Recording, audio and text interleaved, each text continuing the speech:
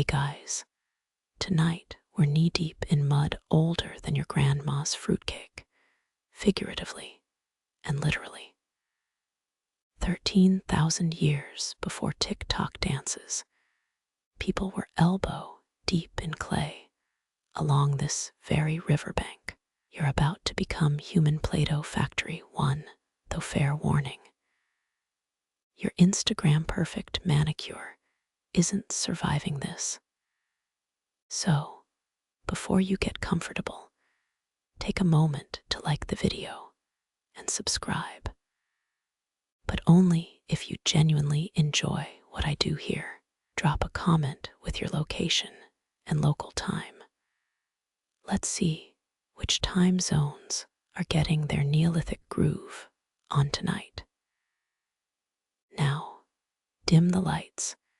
Maybe turn on a fan for that soft background hum. And let's ease into tonight's journey together. Your knees sink into spongy riverbank, the kind of mud that sucks sandals right off tourists. Dawn mist hangs low like nature's bad Instagram filter. Fingertips graze clay that's not brown, not gray, some forgotten in-between shade. Water nips at your ankles, sharp little teeth, warning this isn't your heated swimming pool. The Jomon people worked this muck 14,000 years ago. Their pottery older than Egypt's pyramids. We know this because some smart cookie found charred food scraps stuck to shards. Bet they never imagined their leftovers would end up in college textbooks. Reeds sway like drunk ballet dancers. Their whispers almost sound like voices. Not words, more like the hum of a distant microwave. Your palms press into cold sludge. Squelch.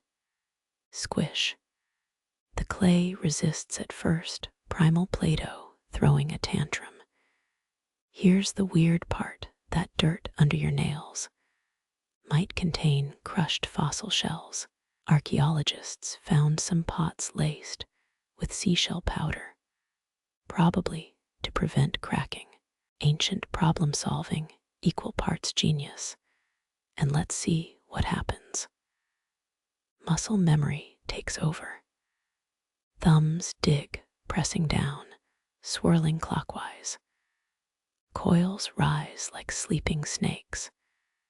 Your hands know motions your brain doesn't freaky right. Some researchers say our DNA might remember ancestral skills. Others say that's new age nonsense. A fish jumps splash, showering your creation with river spit. Thanks, nature. The clay vessel grows lopsided, then somehow rights itself. Pottery's weird like that, equal parts control and surrender. Cold seeps through your pants. Should have worn those quick-dry hiking trousers. Too late now, you're committed. Sunlight glints off wet clay. Suddenly, it's glowing. Not metaphorically, actual shiny patches. Iron oxide in the soil, nature's glitter. Historians still argue whether these patterns were sacred symbols or Stone Age doodles.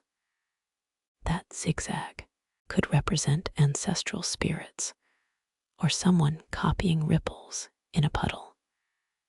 Your finger traces ridges left by reeds, textures preserved across millennia. Something brushes your ear, not wind. Warm breath. You spin around, nothing but mist and a disinterested heron. Imagination's a jerk sometimes. The river gurgles, whether in mockery or encouragement, you'll never know. Work continues. Thumbs cramp, wrists ache. The vessel takes shape, wide belly, narrow neck, functional, but there's grace in its curves. Funny how creating something useful accidentally births beauty. Sun climbs higher. Mist burns off, revealing the river's secret. Currents carry flecks of gold. Pyrite, probably. The Jomon ignored it. Clay mattered more than bling. Priorities, people. Your creation sits completed, a lopsided child of mud and stubbornness. It'll likely crack in the kiln. Doesn't matter. For now, it exists, shivering slightly as morning breezes steal its moisture. Water ripples where you'd swear nothing moved. Reflections warp, showing not your face, but someone else's. A woman with your hands, different eyes. Blink, it's gone. The river keeps its secrets.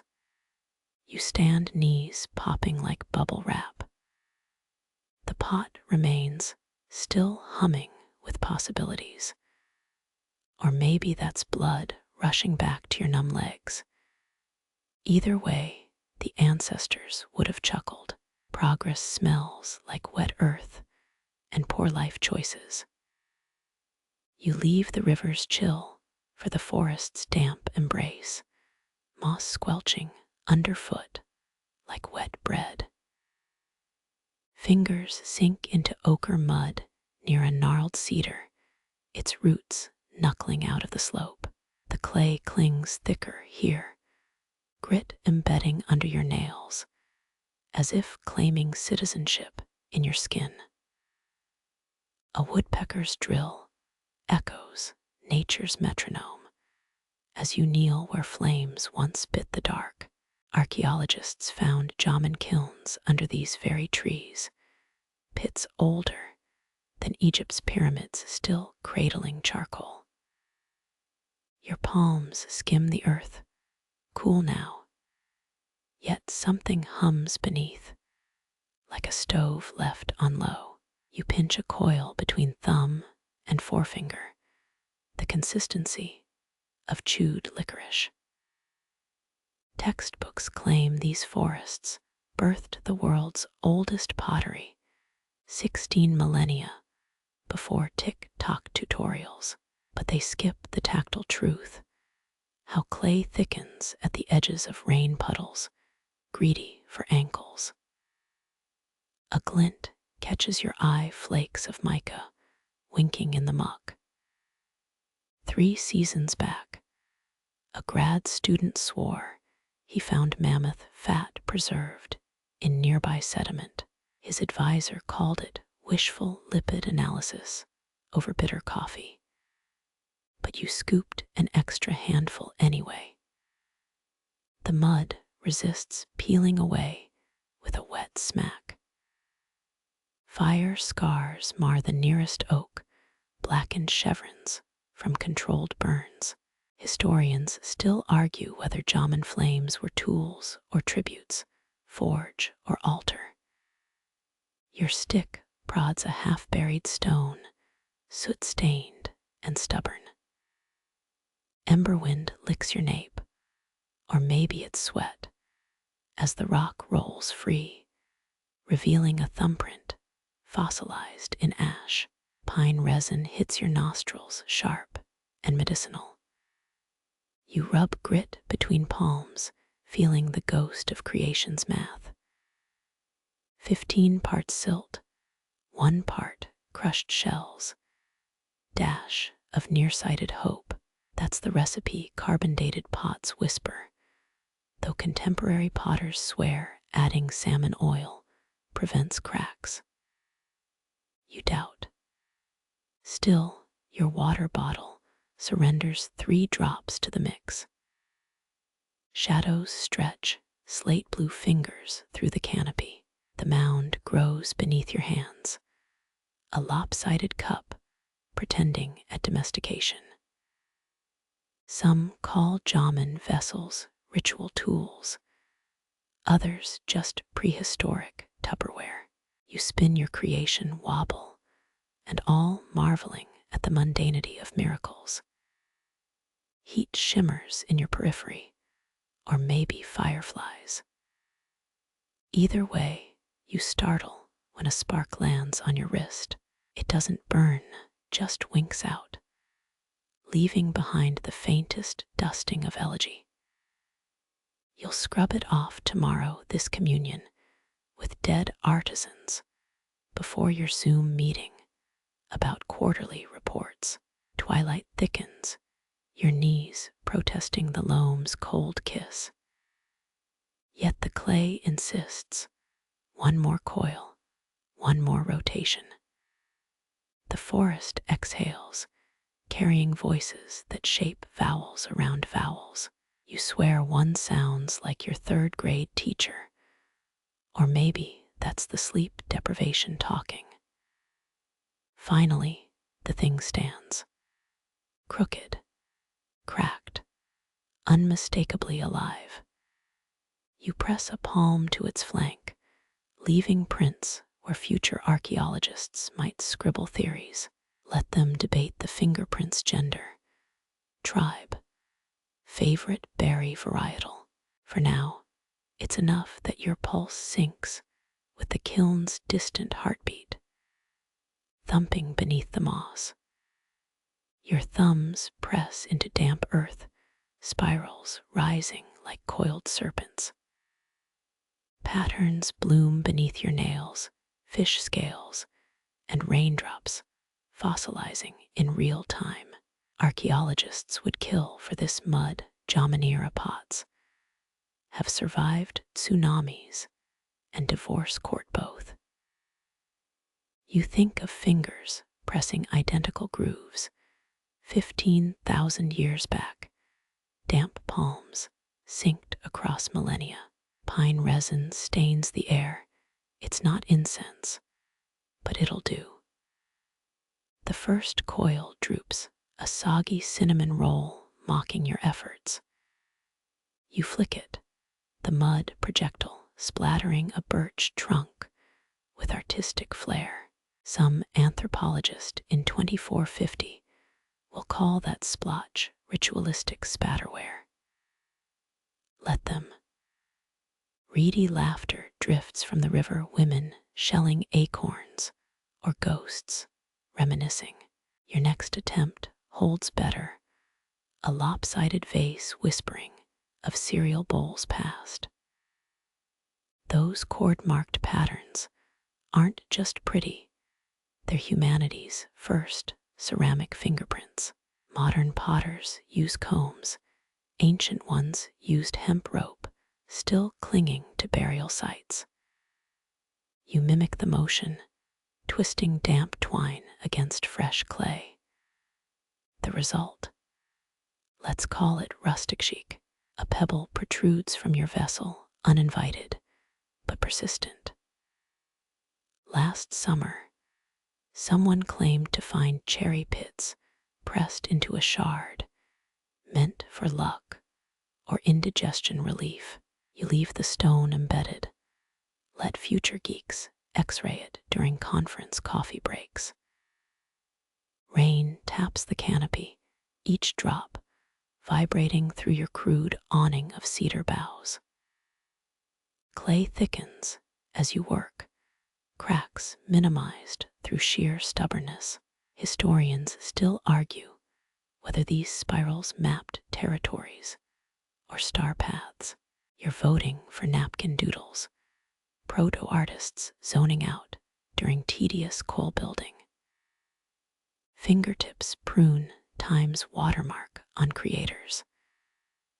The vessel grows, tilts, steadies. Its curves mirror the valley below, hills shaped by glacial hands. One slip could erase it all, clay being democracy's founding material. Your breath hitches, aware this will crumble in the kiln. But you smooth another layer anyway. Twilight does favors here, hiding flaws beneath blue-gold light. The pot's shadow stretches long, a jagged silhouette even your mother wouldn't praise. But here's the magic. It holds water. For 11 seconds at least. You name it Steve, because all terrible first drafts need ironic titles. Fireflies emerge, living sparks, circling your creation. Their glow gilds the rope, patterns, temporary halos for temporary art. You wonder if Jomon kids rolled their eyes at parents obsessing over functional art. Some things never change, just ask any piano teacher. Night deepens chilly, but companionable. Your hands keep moving, muscle memory outpacing doubt. Each coil connects to the last, a clay-based Ouroboros. The vessel's waist narrows, widens, finds compromise. You hum half-remembered cartoons, soundtrack for the planet's longest-running craft project. Dawn's first slit stains the horizon. Steve stands askew, grandiose failure turned accidental sculpture. You press 2 fingertips to its rim, the universal sign for good enough. Somewhere downstream, a heron squawks approval, or maybe indigestion. Either way, the kiln's hunger grows. You cradle your lopsided child, ready to let fire have the final edit. The kiln's moss swallows Steve whole, your lopsided child, cradled in baked mud arms. 24 hours dry, still feels like rushing childbirth. Ember glow seeps through stone gaps, the pit's ribcage contracting with primal heat. You kneel barefoot, same stance those Jomon artisans used, minus their lice-ridden furs. Pit kilns rarely topped 900 degrees. Modern potters would call this a gentle bake. But here's the kicker. Those low temps preserved organic fragments. Last year, someone found charred acorns in a reconstructed kiln, snack stash, or accidental inclusion. Smoke slithers up your nose, part campfire, part haunted library. You toss another juniper branch, flames hissing at the moisture. Historians still argue whether these burns lasted 3 days or 13. Consensus died with the last fire tender. A pop startles you, clay's air pocket bursting like mic feedback. Your thumbs remember Steve's uneven belly. Should have pierced it with a reed. Too late fire owns those mistakes now. Heat etches your forehead, sweat zigzagging down to tickle collarbones. You picture Etsuko's team in Hokkaido, their replicated kilns cracking under thermal stress. Mainstream academia calls this experimental archaeology. You call it controlled arson therapy. The soil here tastes metallic iron oxide seeping into your knee indentations. Red clay for red people ancestors, bled out minerals staining your jeans permanently. Midnight passes like thick syrup. Stars smudge behind smoke, a celestial slate wiped clean. Your eyelids droop, then snap open as the kiln growls. Stones shift 3 quick clicks like knuckle cracks. Some claim kiln ghosts tap warnings when temperatures spike. You toss dry moss anyway, flames surging upward in sulfur yellow hunger. 36 hours now, equal parts ritual and insomnia cure. Dawn creeps in, ash frosting your hair like toxic dandruff. A clay shard winks from the pits, edges Steve's last cry for help. You lob it into the river, vodka shot to departed spirits. The kiln exhales ochre smoke, a color museums would laminate. Carbon seeps into Steve's pores, turning his skin from mud to obsidian. Crows gather witness committee, awaiting first fruits. Your stomach growls. There's answer in screeching stereo. Hunger's funny that way, transcending species and millennia. You imagine offering them burnt acorns. They'd probably write Yelp reviews. By noon, the stones cool, singing soft clicks as they contract. You scrape away ash with a stick, the same motion used to unearth Dagu figurines, treasure hunting on a micro scale. Steve's curves emerge, blistered, but intact. His belly button fracture winks, bonus character for future archaeologists.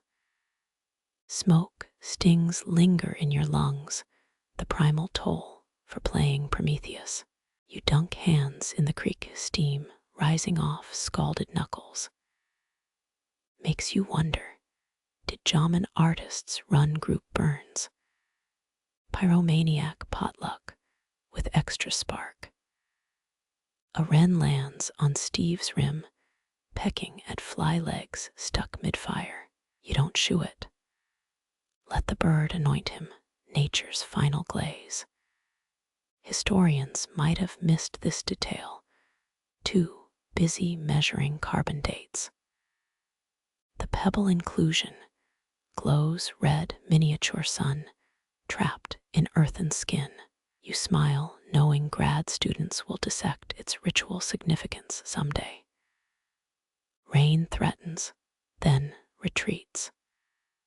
The kiln sighs, its hunger temporarily sated. You press an ear to Steve's warm flank, hearing nothing but your own pulse, success or failure. Fire's verdict settles in the silence, and the distant caw of unimpressed crows. The sun bleaches Steve's blistered skin, cracks spreading like frozen lightning. You press a thumb into the fracture coolness where fire once lived. Archaeologists found similar flaws on 13,000-year-old pots, proof that perfection wasn't the Jomon endgame. But here's the twist. Some fragments show crushed walnut shells mixed into clay. Were they strengthening the walls, or just too lazy to pick breakfast from their materials? Rain-swollen clouds bruise the horizon. Your fingernail traces each jagged valley in Steve's surface. The biggest crack forks like a river delta. Same pattern as pottery shards in Tokyo's National Museum. Historians still argue whether these flaws symbolized life's unpredictability or just proved Neolithic quality control sucked. You lean closer, breath fogging the blackened clay. Tiny air bubbles glitter under the glaze, trapped steamy sighs from Steve's 3-day bake. A leaf drifts into the widest fissure, damp green against charcoal gray. You let it rest, organic confetti for the imperfection parade. That's when you spot them, microscopic ridges inside the crack, not random fracturing, delicate feathery lines like frost on glass. Your pulse quickens. Remember those reconstructed kilns in Aomori. They found similar patterns, only when using river ice to cool vessels. Thermal shock art, the original mic drop. You glance at your water bucket, a sloshing taunt. Too late for experimental icing now. The leaf wilts, edges curling into a skeletal grin. Raindrops pepper Steve's belly, each impact hissing faint disapproval. 21st century hands fumble with Neolithic QA checks. Somewhere, a grad student's thesis just combusted spontaneously. Damp earth squelches under your knees as you rotate the vessel. The underside tells a different story, smooth as a shark's belly, until that hairline fracture near the base. Your pinky nail fits perfectly nature's lock and key. Funny how flaws become features after a few millennia. Museums display cracked pots behind glass like crown jewels. Though let's be real, yours wouldn't even rate a footnoted index card. Shadows stretch long, the cracks, now gilded by golden hour light. You count 19 fissures total, enough to give a modern potter nightmares. But carbon dating doesn't lie. Those defective Jomon pots outlasted empires. Your thumb brushes a raised edge sharper than expected. Could have sworn you smoothed that. Fire's final practical joke, leaving hidden teeth in the clay. Mist rolls in, transforming Steve into a specter from the waist down. His cracks glow faintly, pale lines like phantom rivers on a dark map. You recall that weird theory from that Chicago symposium. Claims Jomon artists staged ceremonial crack readings like Babylonian haruspicy, divining futures in fractured clay. The presenter got laughed out of the Q&A, but now wet grass tickles your palms as you lay back. Steve looms overhead, a crumbling moon in the twilight. 5 fireflies blink inside his largest crack, living sparks reignited. Your breath catches. Did some long-dead potter watch this same glow? Ancestors called them ghost lights. You call it bioluminescent beetles. Progress, right. Footsteps approach, the neighbor's golden retriever sniffing for squirrel drama. His nose bumps Steve, sending the vessel rocking. You freeze, but the cracks hold. The dog loses interest, priorities sorted. Relief unknots your shoulders. Nothing's more fragile than drying pottery, except maybe academic reputations. Midnight oil, more like midnight paranoia. You're back with a battery-powered lamp, industrial strength nosiness overriding sanity. The light reveals what daylight hid, iridescent streaks where cracks meet. Mother of pearl sheen without the pearl. Your mind races, crushed mollusk shells in the clay. Local streams never hosted oysters, unless dew mingles with the day's sweat chilling your spine. That's the kicker about experimental archaeology. Sometimes your authentic materials have modern secret ingredients. Did bird drop-offs bring sea particles inland? Or did you kneel on someone's discarded nail polish during the wedging process? The lamp dies, plunging Steve into shadowy ambiguity. Maybe that's for the best. Beyond the cracks, the vessel's surface still murmurs ancient truths. Fingerprint swirls, echoing your own loops and whorls. Identical stress marks appear where your palms cradled wet clay, centuries deep deja vu. Wind riffles through nearby pines, nature's shrug at human obsessions. You press your forehead to the coolest part of Steve's surface, not praying exactly, just listening. Somewhere beneath Kyoto, A 5,000-year-old pot does the same impassive stare into darkness. In the morning, you'll document every fissure. For now, let the cracks breathe. The kiln exhales its final breath, gray plumes dissolving into dawn's peach smear. You crouch, sifting through feather-soft ash still warm as blood. Each handful holds spent oak and birch, their marrow reduced to chalky guardians.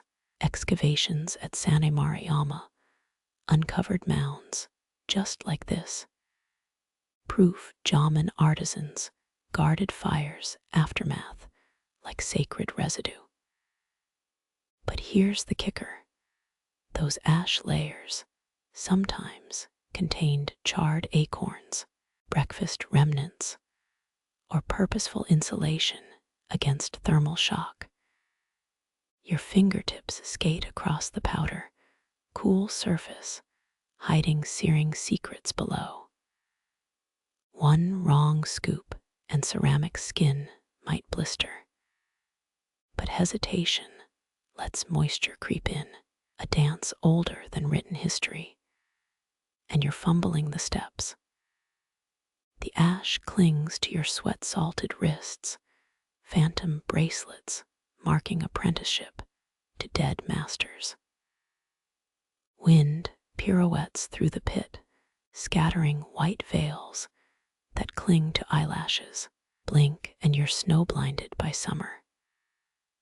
Archaeobotanists found plum pits in similar contexts, their charred remains sparking debates about ritual snacking. You crush a brittle leaf skeleton, underfoot, its carbonized veins crunching like ancestral popcorn. The deepest ash feels different, grittier, defiant. You rub a pinch between thumb and forefinger. Granules bite back. Quartz from river sand mixed with burnt bone. Historians still argue whether these inclusions were accidental or the first documented case of ceramic taxidermy. Your kneecaps protest as you shift, modernity's whine disrupting the ancient workflow. Sunlight slants through the trees, illuminating ash motes in suspended rebellion. They swirl like drunken fireflies, refusing to settle. You recall that niche theory from a fringe archaeology blog claims certain ash patterns predicted volcanic eruptions. Modern replication attempts, 83% failure rate, and one grad student's melted eyebrows. A ladybug lands on the kiln's edge, its shell gleaming like a miniature lacquer bowl. Red against gray, a drop of blood on parchment. Jomon children might watched similar contrasts, their fingers tracing char and clay, while elders muttered about unstable fault lines. You hold still, letting the beetle explore your ash-crusted nail. Its legs tickle, 6 tiny paintbrushes dusted with pollen from another world. The wind shifts, carrying the tannin stink of your cooling vessel. Steve waits downstream, cracks momentarily silenced. Ash coats your tongue now, alkaline bitterness with a sweetwood aftertaste. Mortuary urn, cooking pot, storage jar for fermented fish guts without residue analysis. Every guess is fanfiction. Shadows shrink as noon approaches, heat resurrecting the kiln's ghost. You sprinkle ash over the nearest shards, a mock snowfall on ceramic corpses. Someone in the Yei period probably did this too, before paving over Jomon middens with rice paddies. Progress wears steel-toed boots. Sweat draws maps down your spine, each salt trail converging at the waistband. You smear ash across your forehead, primitive sunscreen meeting modern UV rays. It flakes into your eyebrows, faux wisdom for imaginary disciples. That fragmented dissertation you skimmed last night floats back, claims ash thickness correlated with lunar phases, conveniently unfalsifiable, just like your ex's astrology excuses. The pile diminishes, each scoop a miniature excavation.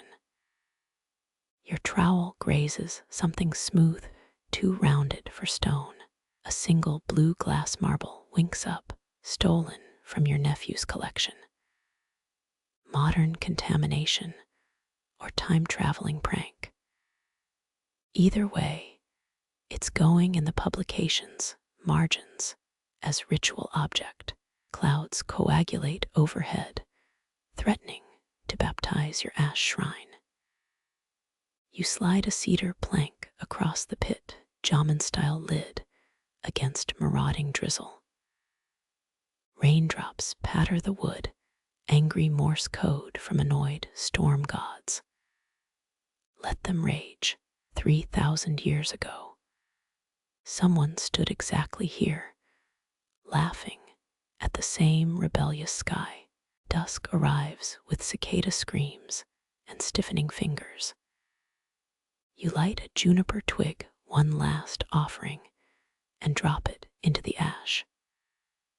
Flame births shadow puppets on the kiln walls, deer, owls, a dancing bear missing 2 legs. The shapes twist, becoming your crouched form holding fire. Narcissism spans millennia.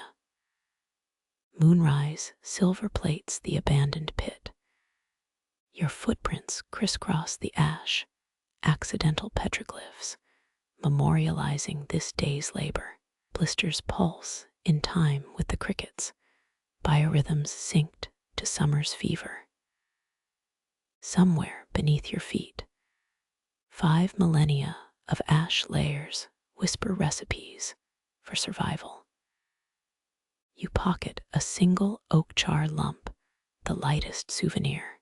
Tomorrow's coffee will taste of wildfires and stubborn roots. For now, let the ashes blend with creeping moss. Guardians don't need applause, just memory's lazy embrace. Flames lick upward, their orange tongues tasting stars too young to remember pottery's birth. You feed the fire juniper twigs, each crackle a syllable in combustion's mother tongue. Archaeologists estimate Jomon kilns hit 800 degrees Celsius, enough to warp modern stainless steel. Yet here you sit, marshalling flames with sticks and arrogance. Night thickens around the pit, shadows stretching into hungry creatures. Embers spit upward, becoming ephemeral fireflies. Your grandmother's elbow twinges before storms your joints. Now predict flame behavior through similar witchery. 3 cherry logs collapse inward, sending up a swarm of sparks. Historians still argue whether zigzag patterns on pots represented rivers, or just someone's shaky hands after too much fermented berry juice. Smoke braids itself around your throat, an asphyxiating necklace. You cough the sound, startling an owl from its pine perch. Fringe researchers claim certain smoke patterns could induce vision quests. All you're getting is a headache and new empathy for Victorian chimney sweeps. The heat transmutes your sweat into salt crystal armor. Your water gourd sits 5 paces away, a cruel mirage. Excavations at the Kakanashima site revealed hedgehog spines mixed into clay, likely accidental inclusions. You squint at your own slurry bucket. Would anyone believe the mouse skull fell in naturally? Firelight etches the trees into charcoal giants, arms raised in pagan alarm. A log splits with a sound like breaking femurs. You count breaths between flares. 16 seconds, 9, 3. The rhythm defies musical notation. It's biology, geology, raw chronology, set ablaze. Your shadow dances on the kiln wall, distorted limbs, suggesting human crane hybrid. Someone in 3000 BCE probably made the same silhouette joke. The cosmos remains unimpressed, stealing your best material for the Neolithic open mic night. Flames shift from orange to venomous blue at the core. You jam green branches into the inferno, steam hissing through cellulose veins. Contemporary kiln masters use pyrometers. You've got a cheek blister serving as crude thermistor. The fires heat molds air into liquid tides, each convection current bending light. You glimpse shapes in the ripples, a boar's snout, a pregnant belly, the Tokyo skytree. Thermal pareidolia, humanity's oldest Rorschach test. Embers ignite tiny wildfires in your peripheral vision, retinal afterimages, burning brighter than reality. Scholars recently analyzed lipid residues on Jomon pots, discovered traces of marine mammal fat. Your stomach growls. Betrayal by organ evolutions, poor timing. A popping coal launches itself at your shin, ancient arsonist humor. You smother the stowaway with wet ash, playing executioner to geological mischief. Charcoal fragments under your sandal, becoming reluctant graphite for future pencils. The kiln's roar softens to a contented purr, flames stroked into compliance. Your hair smells of campfire and poor decisions. One ceramicist's blog swore smoke-scented conditioner strengthens clay bonds. Peer review remains pending. Dawn's first tendrils creep across the forest floor. Your fire shrinks, dutifully consuming its last oak rib. Carbon dating's margin of error could swallow civilizations. Yet this moment feels horologically perfect. Crickets resume their shifts as flames surrender to embers. Your reflection in the cooling pit's surface shows bloodshot eyes, and a grin archaeology journals would crop out. The last coal winks out, its death throes lighting the kiln wall, one final second. You press a palm against stone, still humming with spent energy. Thermophysicists calculate heat retention in Jomon pits, but numbers can't measure this whisper against your skin. Wind scavenges residual warmth, your sweat chilling into a second skin. You rise, bones creaking like a ship's timbers. Tomorrow's blisters will swear they fought at Thermopylae. Ashes settle into their afterlife as soil amendment. You toss a final maple leaf into the pit, watching it blacken and curl. Somewhere, 5 millennia ago, a potter's child did the same times latency, too vast for plagiarism lawsuits. Sunlight ambushes the clearing, your shadow pooling at your feet like leaked ink. The kiln exhales one last sulphurous sigh and falls silent. Dew slicks your ash-streaked arms, each droplet magnifying pores in the pre-dawn gloom. The pot rests belly up in its cradle, still humming with residual heat from the kiln's womb. Its curves echo the valley, cradling your camp mimicry, so perfect it feels plagiarized. Archaeologists agree Jomon pottery ranks among humanity's earliest ceramic achievements, though none mention how lousy it feels at 4 a.m. Moonlight retreats westward, dragging the Milky Way behind it like shedding snakeskin. You press a palm to the pot's flank, still warmer than living flesh. Excavations revealed burial jars, cradling infant remains, their tiny fists forever curled around absent mothers. Your fingertips hover, afraid to claim kinship with that sorrow. First sunlight ignites the rim, revealing a constellation of hairline cracks. You lick chapped lips, tasting yesterday's smoke and the copper age. Historians still argue whether cord-marked patterns document fishing net designs, or just someone's obsessive love affair with texture. The truth feels obvious at this hour. It was boredom, endless winters, fermented beverages, too much reindeer jerky. A kingfisher dives into the river, shattering the pot's reflected underbelly. Ripples distort your face into something Neolithic, then cubist, then deeply unflattering. Charcoal scrubbed from your nails leaves stains resembling bad henna. A look trending in 2024 Brooklyn. And 10,000 BCE Honshu. The vessel's shadow stretches eastward, defying trigonometry to poke a neighboring mountain.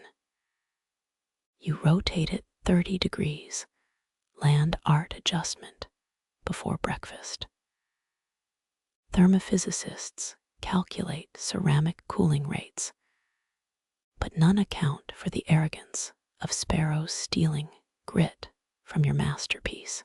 3 ants breach the pot's summit, tiny mountaineers, planting metaphorical flags. Their antennae twitch, detecting residual heat, like pilgrims sensing ley lines. Jomon middens overflow with charred ant remains, accidental protein, or deliberate crunch. The past guards its seasoning secrets. Your stomach growls a haiku of complaint. Stale millet cakes wait in the hut, but the pot's imperfections demand attention. A thumb-sized dent mars the base, your fingerprint preserved beside a prehistoric mosquito's. Scholars debate whether this signals collaborative art or just bad worksite pest control. Wind rifle shuffles leaves across the clearing, nature's nervous tick. The pot's lip collects dawn light, pooling it into a liquid halo. You squint, half expecting it to levitate. Experimental archaeologists proved Jomon vessels could boil water. None mentioned they might double as UFOs. Blistered palms graze the surface, tactile nostalgia for yesterday's wet clay. Thermal expansion ratios mean nothing now. This is pure physics, your heartbeat sinking with the ceramic's slowing breath. Clouds stage a coup above the valley, their gray underbellies threatening rebellion. You haul the pot toward your shelter, its weight shifting like disobedient magma. Each step triggers internal landslides of fatigue and awe. Central Honshu excavations unearthed 10-ton storage pots. Proof your ancestors shared your masochistic streak. Raindrops baptize the vessel and root steam hissing from its still glowing womb. Stray droplets skitter across the surface, rewriting your fingerprint whorls. You recall childhood games, etching messages on fogged windows. Same instincts, different millennium. The overhang's shadow swallows your creation, rendering it ordinary again. Daylight exposes every flaw, the uneven rim, the asymmetrical belly. You exhale, and the pot exhales back, its first breath as an artifact. Mud squelches between your toes, a sensory anchor to the now. 3 cranes spear fish upstream, their precision mocking your pottery skills. Jomon artists carved avian bones into fishing hooks, the original multitaskers. You're just a tourist wearing their ghosts. Sunlight pins you to the riverbank, a butterfly under Gaia's microscope. The pot sits in judgment, its silence louder than the kiln's roar. Modern recreations crack within weeks, yet dig sites disgorge intact pieces after 6,000 years. Humility arrives late, but it burns sharper than juniper smoke.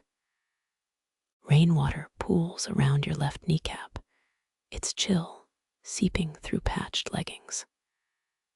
The shard jabs your palm before you see it, a curved sliver breaching mud like ceramic shark fin. Its edge glints, betraying 3 fingerprint whorls fossilized in clay. Archaeologists catalog these as maker's marks. Your gut insists they're prehistoric autographs. Tongue probing reveals grit between teeth and the metallic aftertaste of epiphany. This isn't just debris. The curve matches your latest pot's missing rim, the one currently judging you from the overhang. Time folds centuries compressed into fingerprint grooves. Excavations near Aomori uncovered infant burial jars, clasping similar shards, small hands clinging to broken caretakers. Mud relinquishes the fragment, grudgingly, a rasping birth. Sunlight pries apart layered secrets, exposing a charred rice hull embedded near the thumbprint. Revisionist chefs claim Jomon people invented sushi, but this scorched grain screams oven mishap, not culinary genius. The print's ridge pattern mirrors your own if you squint and ignore 6 millennia of evolution. Genetic drift, coincidence. You swipe your thumb across ancient grooves, skin catching on microscopic imperfections. Experimental potters in Kyoto recreated these marks using silicone casts, their YouTube tutorials trending below cat videos. Wind riffles your hair, carrying birch smoke and the ghost of a sneeze. The shard warms, as if irritated by exposure.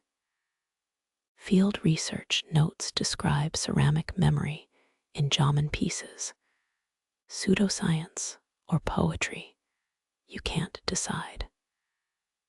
Raindrops ping the fragment, each impact resonating through your carpal bones. A beetle navigates the shard's topography, antennae mapping craters older than written language. Its shell glints iridescent, rivaling the abalone inlays prized by Jomon elites. Middens near San Mariama overflow with shell debris, early luxury, or Stone Age mood boards. Take your pick.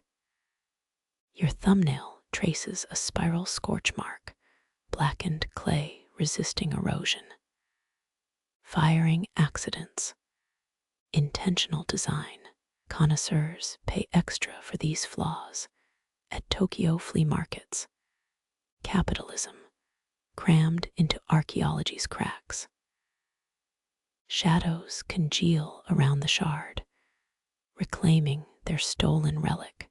You hesitate, the ethics of looting lecture still buzzing in your temporal lobe. But the print, it fits. Like your thumbs, been waiting 6,000 years to press this particular unlock button. Soil shifts, revealing a second fragment underneath, this one stamped with chord patterns. The textured grid mocks your earlier theory about mere boredom.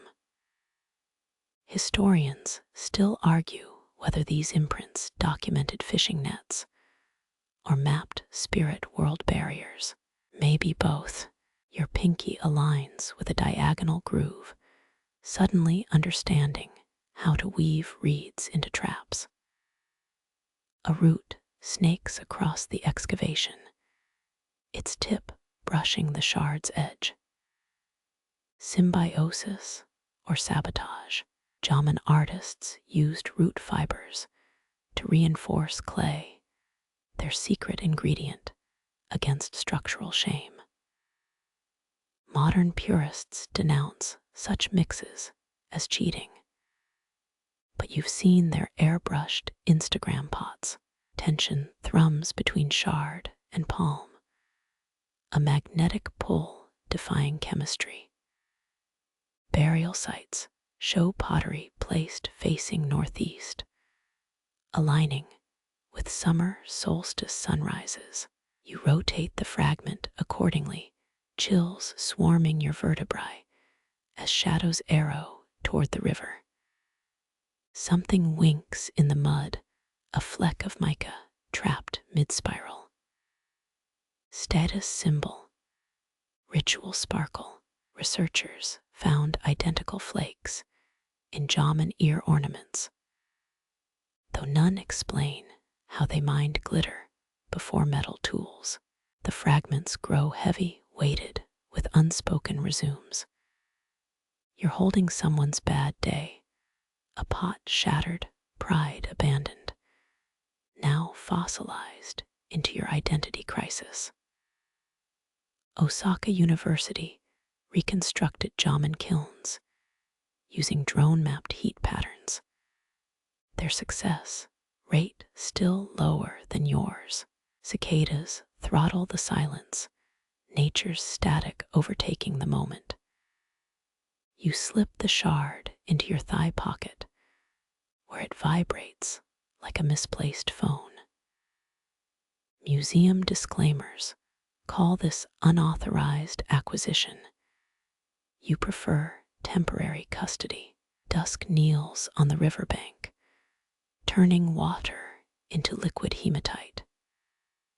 Fish dart through the reflection, their bodies warping around the shards outline in your pocket. Jomon means court-marked, but right now it translates as you owe the past a beer. Mud suckles your boots, protesting retreat. The pocket's weight counters each step, an anchor grinding pelvis bone. Forensic analysis could date the clay's mineral makeup. Identify the exact river bend. It came from reduce wonder to spreadsheet cells. Frogs croak a Morse code verdict, their rhythm syncing with the shard's pressure against your leg. You'll return it tomorrow, probably. Maybe after one last fingerprint comparison, moonrise paints the trail home silver, a cosmic tightrope. The shard hums, resonating with cicadas, or your bloodstream, or both. 30 generations back, someone blistered their hands shaping this clay. Tonight, their frustration keeps pace with yours, step for miserable step. Morning light glares off your battered plastic bucket, a thrift store find now cradling 3 gallons of identity crisis. You need the mud slurry, fingers discovering rogue reed fibers that escaped last night's crushing. They squirm under your palms, persistent as dental floss in a back molar. Jomon potters mixed vegetation into clay for 8 straight millennia. A track record that humbles your 3-week YouTube tutorial binge. The straw resists incorporation, stiff strands poking through muck like bad eyebrow hairs. You envision some dead artisan laughing, their ghost vaping Paleolithic vape clouds. Experiments show story-enforced clay withstands 12% more thermal stress. A fact you mutter like a protective spell. Your mixture bleeds brown water, the consistency of disastrous oatmeal. A fiber jabs your cuticle vengeance for yesterday's harvest. You flick it toward the river, missing a frog's head by millimeters. Anthropologists found preserved Jomon cordage made from kudzu vines, their tensile strength rivaling nylon. Your Macintosh willow stems feel flimsy by comparison. Nature's quality control slipping post-ice age. Sunburn creeps up your neck as you fold the mass, layers striated like sedimentary rock. The shard in your pocket digs into a sciatic nerve, patient as a museum docent. Replicas using hemp fibers cracked less during firing, according to that grad student's TikTok deep dive. You make a mental note, then immediately forget it. Mud oozes between your toes, its chill offsetting the cognitive burn. 2 ratios battle in your skull, 50-50 earth to straw versus the risky 60-40. Burial sites near Hokkaido reveal vessels with precise fiber distributions, their math lost to moldering papyrus. You split the difference and instantly regret it. A dragonfly mistakes your mixture for a mating ground, its abdomen dipping rhythmically. Historians still argue whether straw symbolized umbilical cords or river systems, as if metaphor ever cared about multiple choice tests. You flick the insect away, accidentally beheading a dandelion. The mix stiffens, fibers interlocking like stubborn lovers.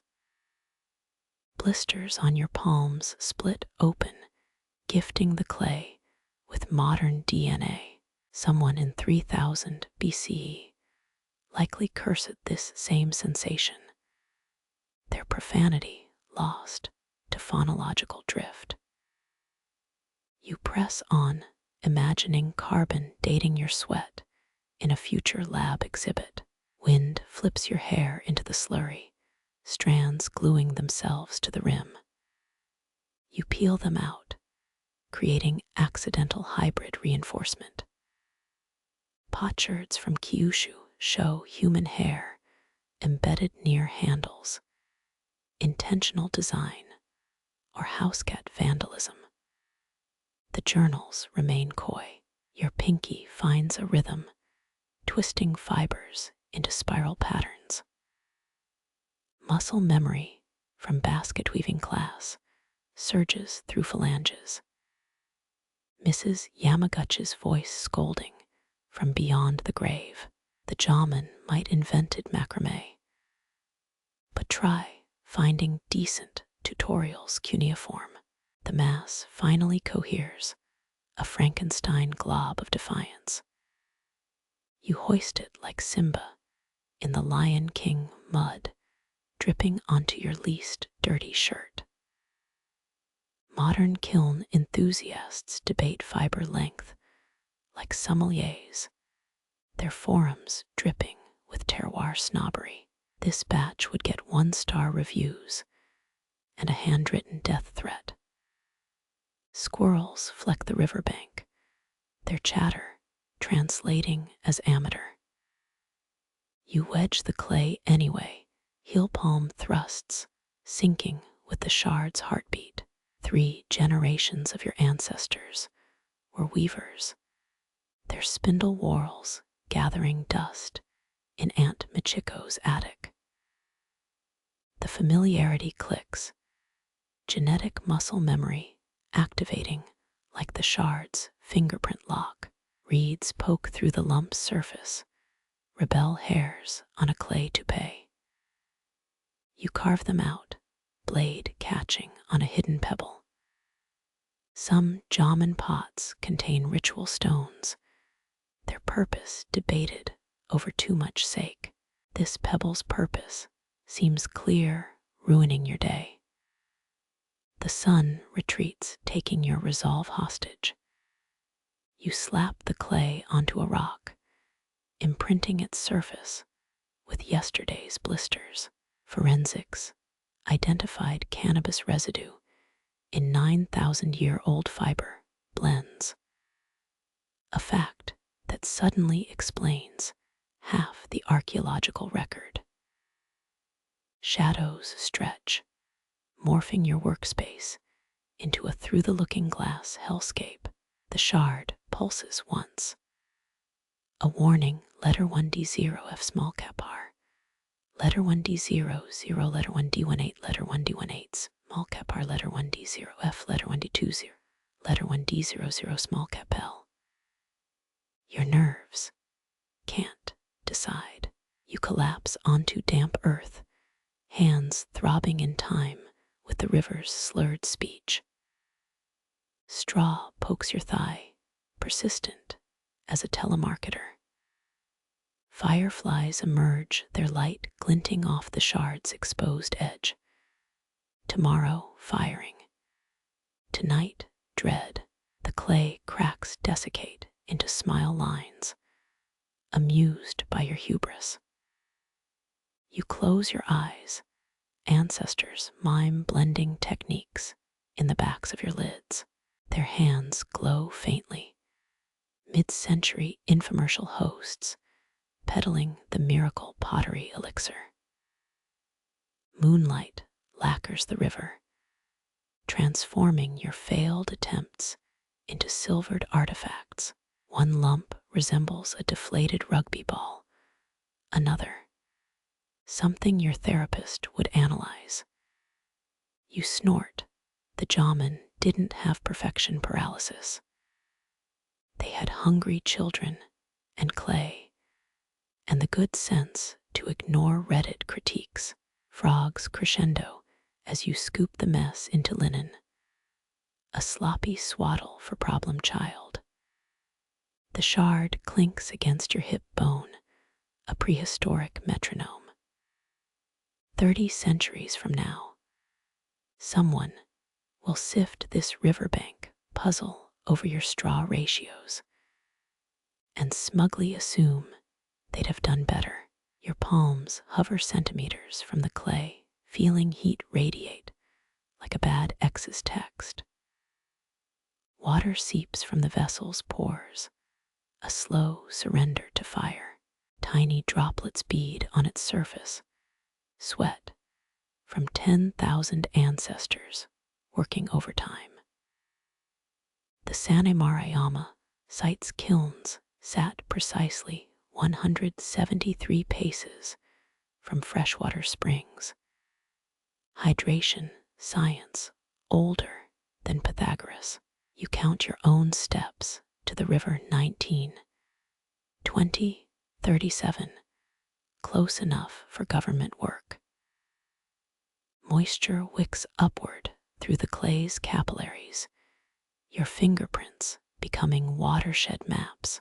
A bubble bursts near the rim, its pop echoing through the silent woods. 16th century German potters called this the clay's death rattle, which seems unnecessarily dramatic. Your creation exhales, mist curling into shapes reminiscent of censored anatomy. The shard at your hip vibrates, its edges humming against denim. You press it to the damp clay, watching water flee the contact point. Carbon dating's dirty secret. Half of Jomon chronology was calibrated using mollusk shells from this exact river bend. Your vessel's sweat contains the same isotopes, time travelers united by H2O. Morning fog clings to the kiln's mouth, a reluctant participant. You lay kindling in perfect 60-degree angles, a geometry you stole from an obscure 1978 excavation report. Charred peach pits found in Osaka kilns suggest fires were fed fruit offerings, or someone's Neolithic snack habit gone wrong. Birch bark ignites with a sound like crumpling cellophane, your cue to step back. Steam rises in spirals, a ghostly ballet above the pit. Your nostrils flare at the iron tang, the clay bleeding oxygen from its pores. Debate rages about whether Jomon artisans timed firings with lunar tides. But your knees insist they just worked when their arthritis allowed. Condensation drips from your bangs, perfectly synced with the kiln's metallic creaks. The vessel darkens its surface, morphing from wet soil to parched desert. You rotate it slowly, avoiding the shadow where your neighbor's fence disrupts the heat flow. That red clay gradient isn't oxidation, it's ceramics blushing under your scrutiny. Laboratory recreations require 7 humidity-controlled chambers. You've got a dirty tarp and wishful thinking. A crack splits the air sharp as a San Andreas divorce. Your gut lurches until realizing it's just greenwood snapping in the flames. Excavated pots from Aomori showed 90% were seconds, with hidden flaws. Stone Age QC rejects now sitting in climate-controlled museums. The shard vibrates again, either empathy or schadenfreude. Your tongue sticks to the roof of your mouth, dry as a tax seminar. You sip tepid water, tasting aquatic microbes that'll outlive us all. Workers at the Tohoku Glaze Symposium proved you can survive on barley tea and existential dread. Peer-reviewed studies be damned. The vessel's base begins vitrifying, liquid earth turning to stony flesh. Wind shifts, smoke attacking your corneas with the grace of a drunken hornet. Tears streak through kiln dust, creating deltaic patterns on your cheeks. 10% of Jomon pottery shards have embedded pollen grains, accidental time capsules of forgotten springs. You blink hard, allergies blurring the line between suffering and artistry. Heat warps the air, your reflection undulating in the vessel's curve. That slight warp near the rim. Perfectly replicates a 1986 Tokyo museum piece collectors would murder for. Critics call it primitivist revival. You call it failure disguised as aesthetic intent. The shard's vibrations intensify, either a critique or a standing ovation. Night falls, temperature dropping like a vaudeville hook. Embers sketch demonic faces in the ash. One resembles your middle school vice principal. Your thermocouple implodes. 19th century technology noping out of this situation. Iron-rich clays require precisely 800 degrees Celsius. You're eyeballing it like a microwaved hot pocket. Dawn reveals the vessel's true colors, greens and blacks, modeling its skin. Cooling cracks sing descending scales, nature's version of a glockenspiel solo. 18th century Dutch traders mistook Jomon pottery for Tang dynasty imports, proving colonial cluelessness spans continents. You resist poking it, aware your dream could crumble like a shortbread cookie. The shard falls silent, its mission complete or aborted. You exhale, releasing 3 days' worth of inhaled particulates.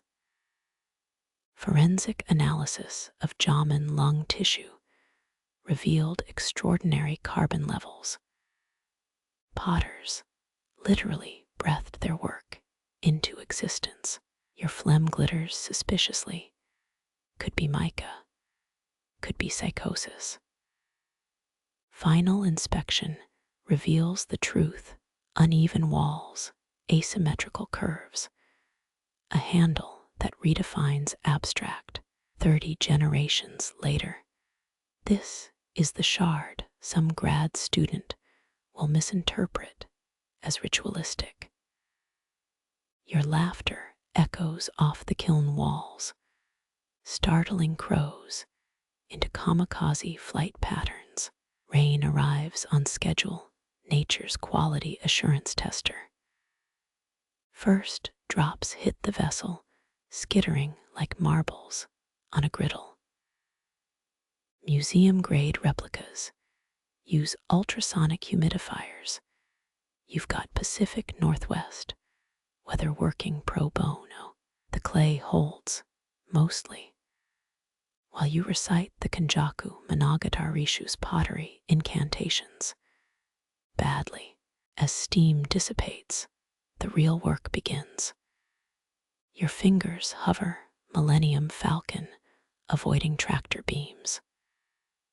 Cold water would crack it. Sunlight might warp it. Breathing could jinx it. 16th century Sito masters meditated for 3 days before touching cooled, where you last 27 seconds before caving. The surface feels alien, glass smooth, yet humming with trapped energy. Your thumbnail leaves no mark. Victory soured by arthritis twinges. Modern labs use electron microscopes to study Jomon glazing effects. You use chapped lips and a flashlight app for 20 stolen minutes. It's flawless. Then a hairline fracture whispers across its shoulder. You slump against the kiln warmth seeping through your threadbare hoodie.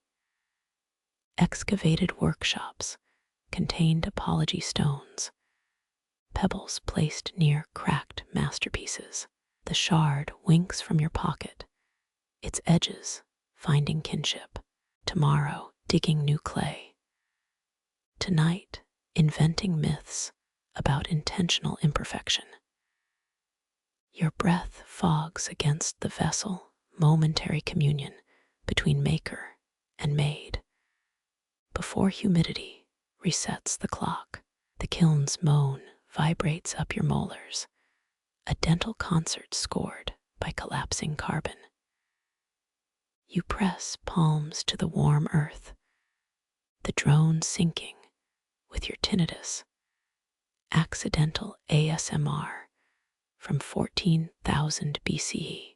Excavated Jomon period pit kilns show intentional spiral air vents, prehistoric subwoofers tuning combustion's baseline. Embers spit consonants, krrrkt, v-woom, their syntax lost to entropy's autocorrect. Your thermos of barley tea trembles, liquid ripples, mapping the pit's infrasound. 3 charred acorns roll from the ash, Neolithic popcorn left by overzealous flames. That terracotta fragment you found last week, its curve matches the kiln's resonance chamber, like a vinyl record pressed by fire. You hum a descending scale, the pit answers with a metallic bewung, proving music theory predates writing by millennia. Smoke braids itself overhead, a gray serpent swallowing its own tail. The 1986 Kyoto experiments proved Jomon tempers reach critical mass at 743 degrees C. But your infrared thermometer died hours ago. You gauge heat the old way, spit sizzling 6 inches above coals, instant hygrometer. Flames shift from orange to bluish tongues, gasping like beached lungfish. A clay shard embeds itself in your soul, payback for yesterday's hubris. 16th century Iga potters formally apologized to broken kiln bricks. You whisper my bad through gritted teeth. The pit's growl softens forgiveness or tactical retreat. Your notebook warps in the heat sketches of sound waves, bleeding into Rorschach blots. Memories surface, smoldering vinyl records in college, that same sulfurous stench. Charred oak splits with a crack, percussion, accenting the kiln's didgeridoo drone. Archaeomusicologists recreated these frequencies using 3D printed replicas, found they induce theta brainwaves in 67% of subjects. Your eyelids droop, danger wearing velvet gloves. Sudden silence, the void left by stopped tinnitus. Embers glow brighter, the kiln inhaling before its final aria. A bead of sweat carves through ash on your forearm makeshift, Ouija pointers spelling run. Too late, the first harmonic hits, ribcage humming like a plucked cello string. Every hair stands erect, biology's mute scream. The second tone follows, a minor third that liquefies your knees. Potsherds dance in concentric circles. Chalcolithic fidget spinners. Experts think these frequencies strengthened clay through vibration. Your half-melted sneakers suggest collateral damage.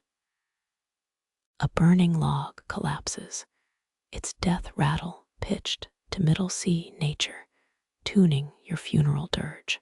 When the ground stops undulating, your nose to ash with reality. The kiln purrs, satiated after its sonic binge. Your left molar feels looser, homage to Paleolithic dentistry. Scrape mica flecks from your lips. They taste like static and bad decisions. Those ceremonial flutes found in Santa Mariama digs might just been tone-deaf potters copying what the earth sang. Reality blinks, 37 minutes lost to oscillating hell. The vessel emerges transformed surface, rippled like a frozen scream. Its glaze mimics Antarctic ice cores, air bubbles trembling in suspended panic.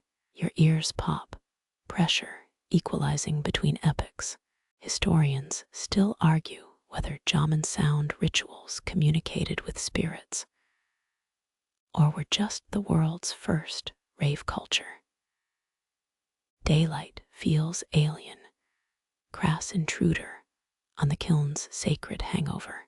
You poke the vessel, expecting bone china, getting degree burns instead. 18th century Bavarian scholars transcribed earth songs using glass harmonica.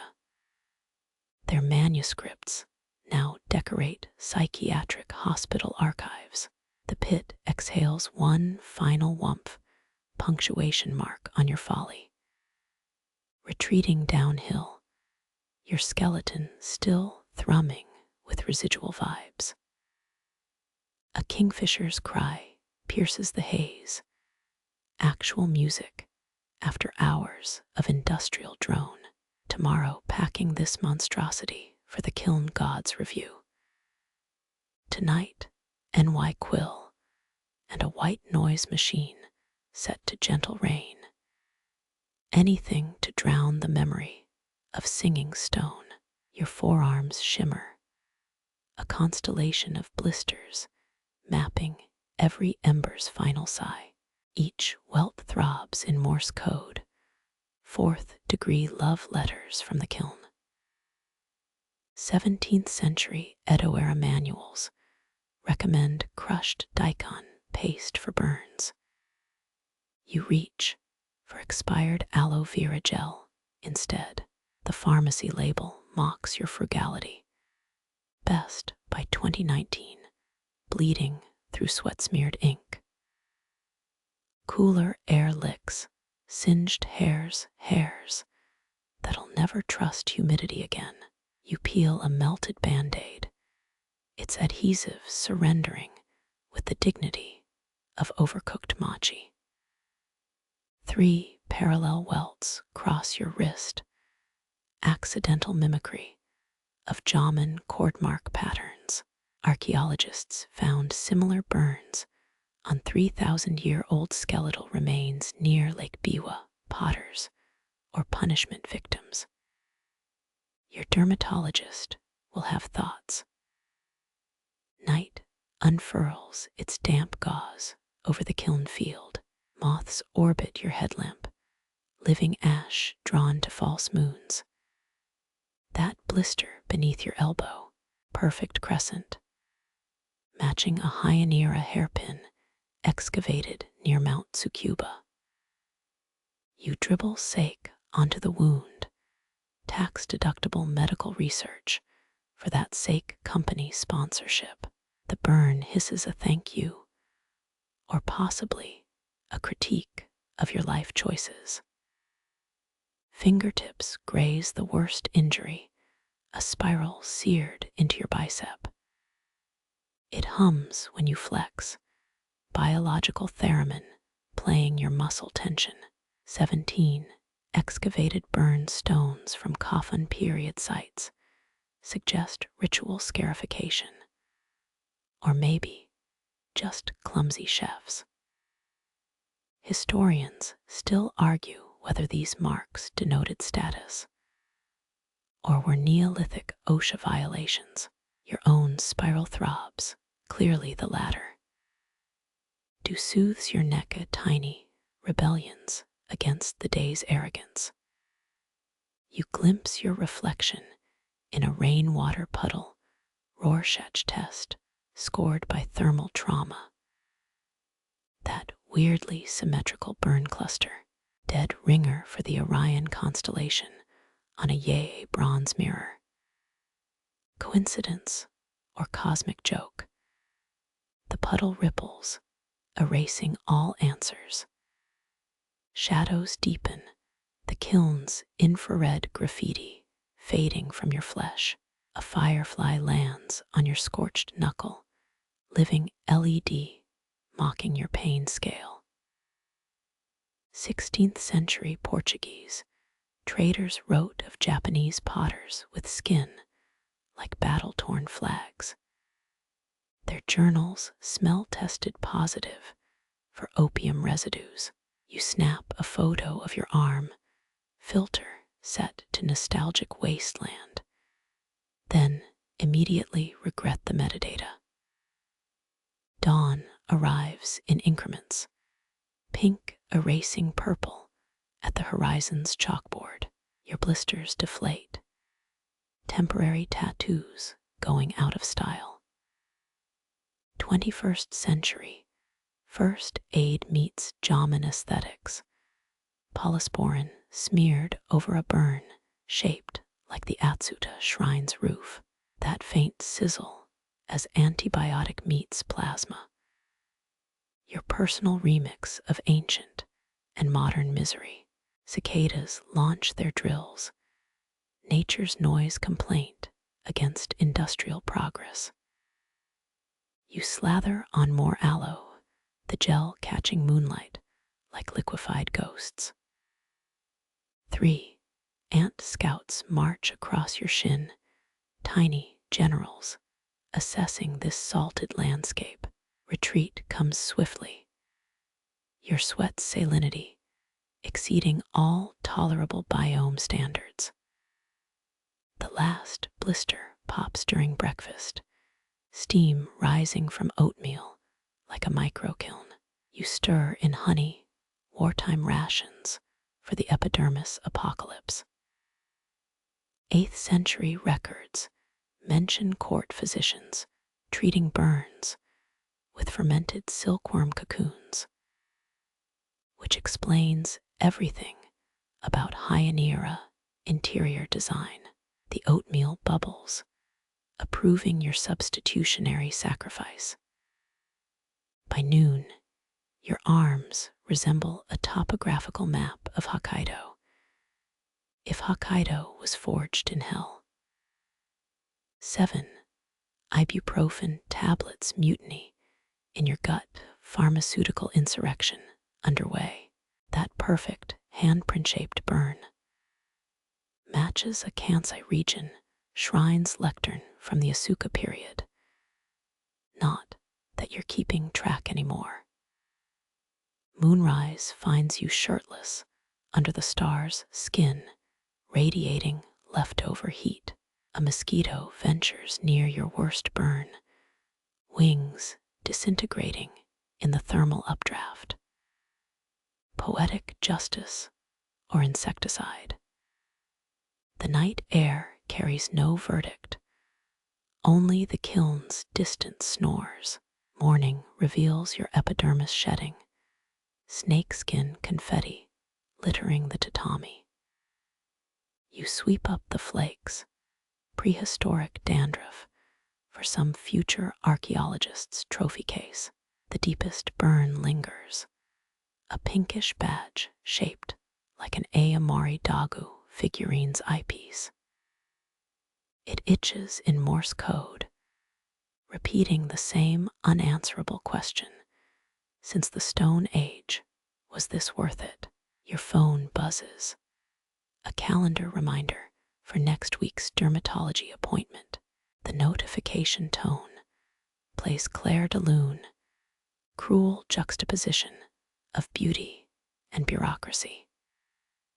2. Advil dissolve in your coffee, modern communion wafer for the chronically singed.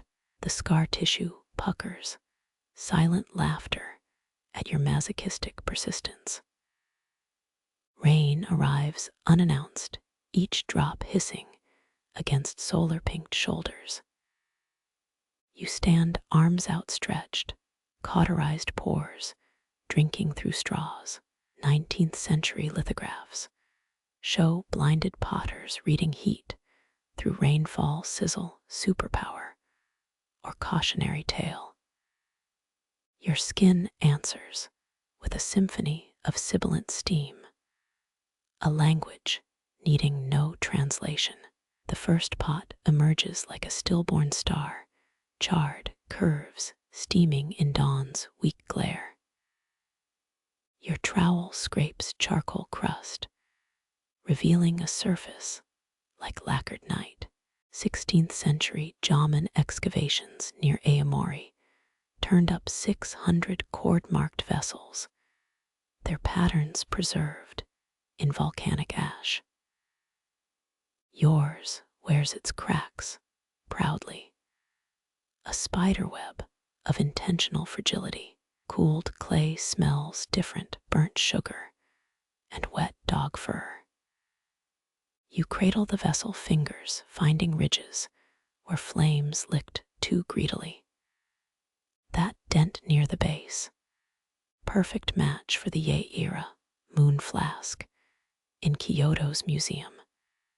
If the moon got drunk and face-planted into a bonfire, your thumbnail traces the flaw, pottery's first blush with imperfection. The reflection startles, a warped face swimming up from the pot's belly. Your eyes stretch into anime proportions, mouth a gelatinous oval. Archaeologists found similar distortions in Sanemarayama bowl fragments, 3D selfies before glass existed. You stick out your tongue. The clay mirror obligingly turns it into calamari.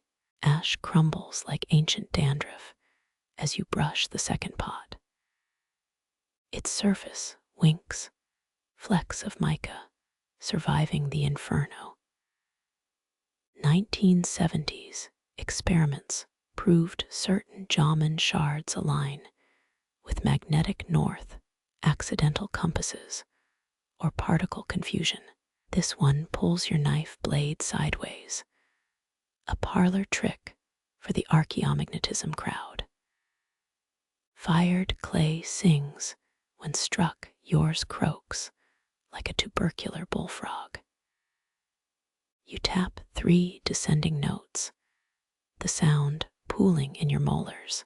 Scholars still argue whether those spiral patterns charted star paths or just marked whose turn it was to fetch water. The pot remains mute, its secret safe under carbon scoring. Layers peel away, kiln debris revealing a nest of blackened vessels. Their bellies squat like dwarf planets, orbits frozen in ceramic. One sports a handle shaped like a slackened mouth, as if the pot itself sighed during firing. Early coffin burial goods often included such weeping jars, though tears evaporate at 900 degrees. Your phone's flashlight betrays a hairline crack, a lightning bolt preserved in obsidian. 18th century restorers used sturgeon bladder glue for such flaws. Your epoxy pen will have to suffice. The fracture hisses as resin seeps in modern betrayal of ancient tectonics. Sunlight warms the largest pot's flank, heat memories waking in its curves.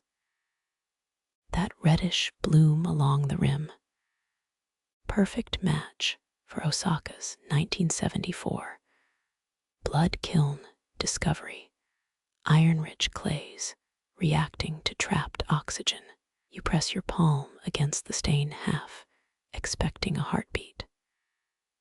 Dirt grumbles as you extract a lopsided miniature, could be a cup or an avant-garde ashtray.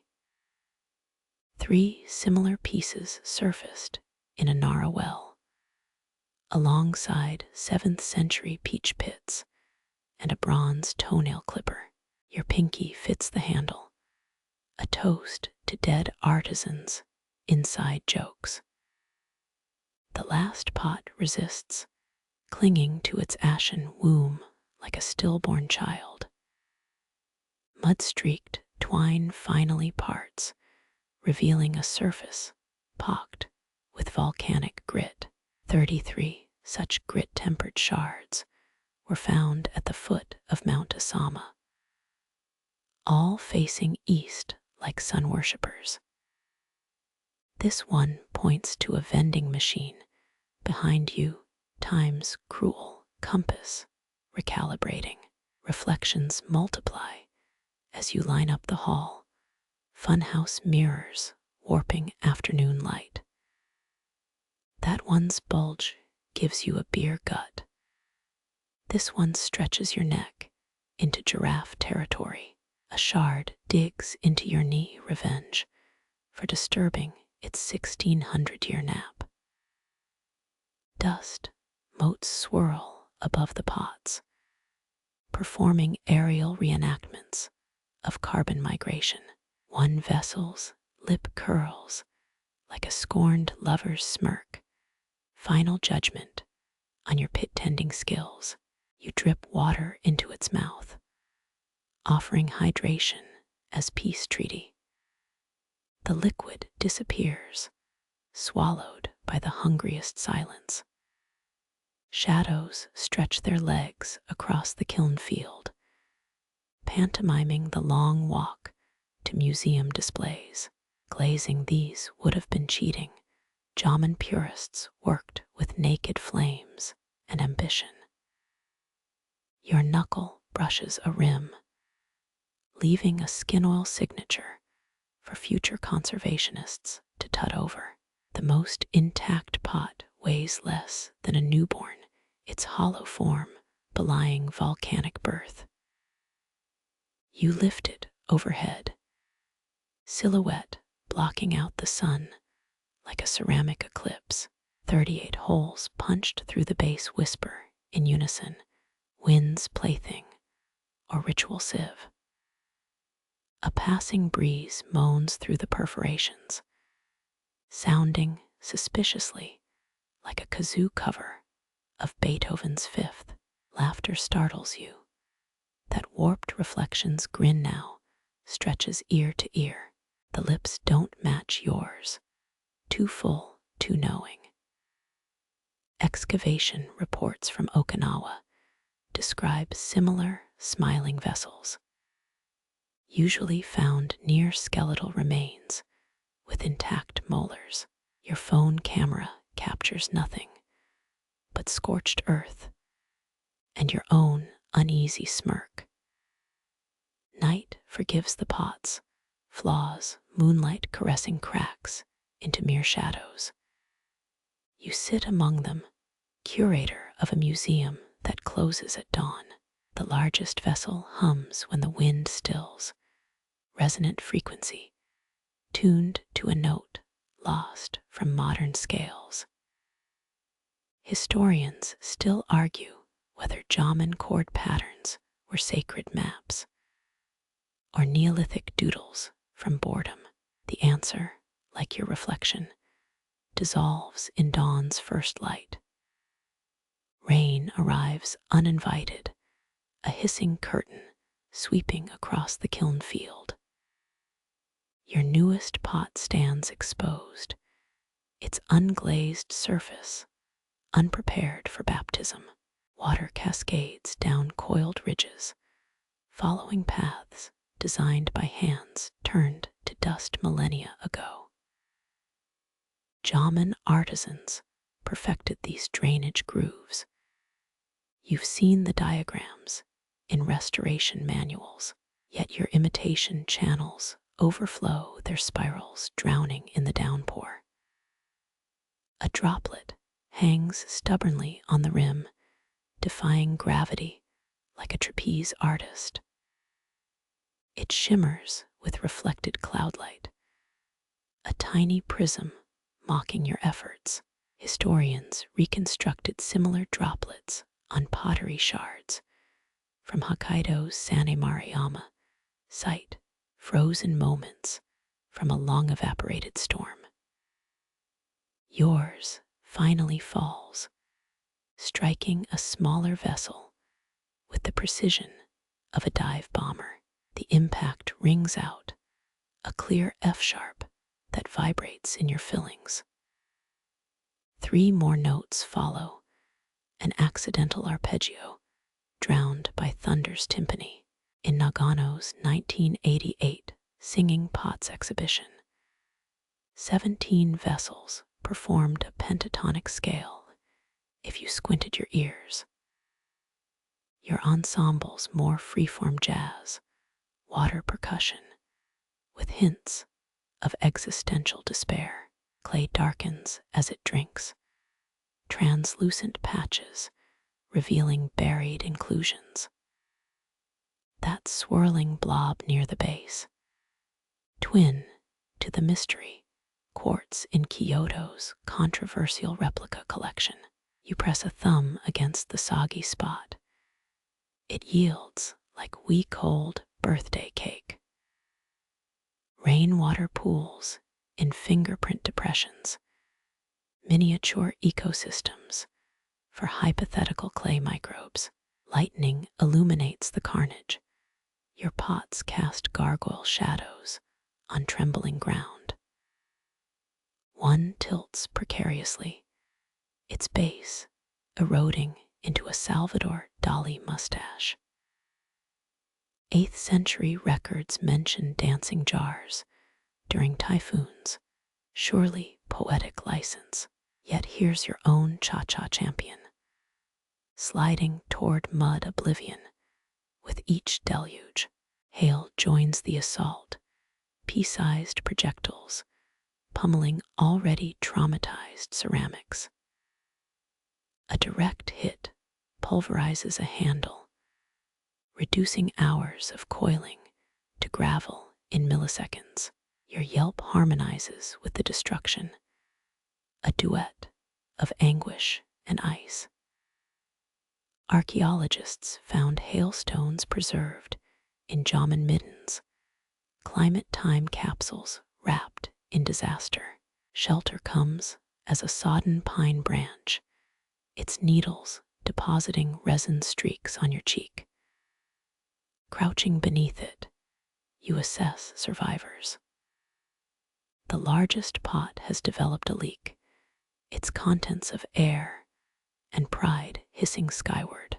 19th century collectors would have called this spontaneous ventilation, while discreetly reaching for the epoxy. Time blurs.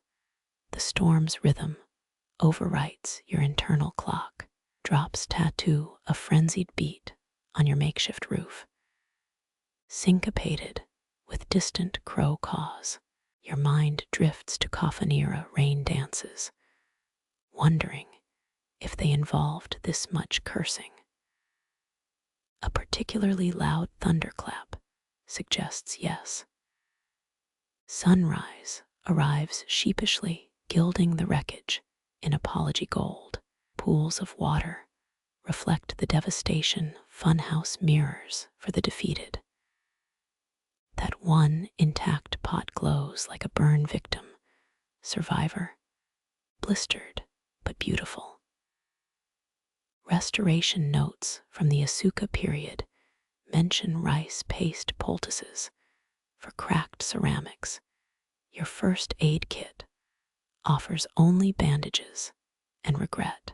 Steam rises from warm clay, ghostly tendrils whispering of rebirth or rigor mortis. You trace a hairline fracture, remembering the laughing reflection from yesterday's fire. Rain has widened the flaw, creating a canyon for future earthquakes. Edo period repair techniques used lacquer mixed with gold. Your budget suggests superglue and rationalization.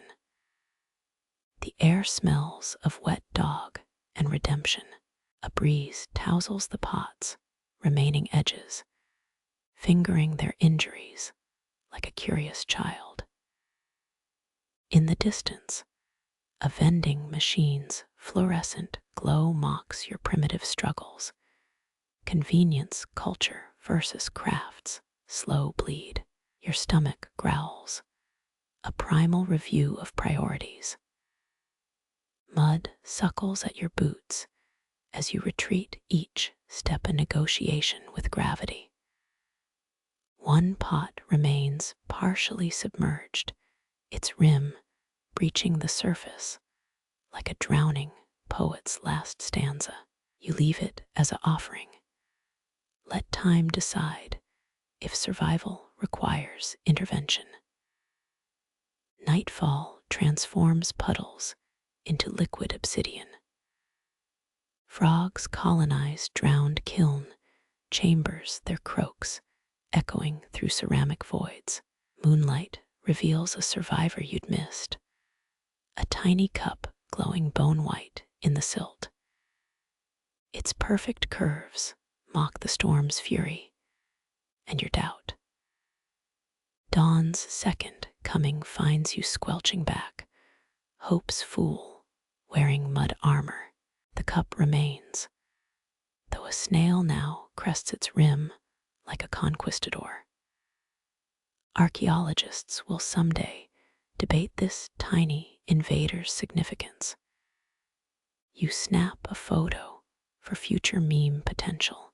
Rain's critique continues in absentia, each collapsed pot dictating post-mortem notes to the wind. You collect shards methodically, their edges still singing when struck. One triangular fragment fits your palm like destiny's jigsaw piece until it draws blood. The cut pulses, a shared heartbeat with every potter who preceded you.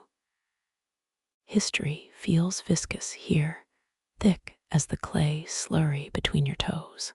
That peculiar notch on the largest shard matches a 1972 find from Miyazaki's drunken kiln dig site.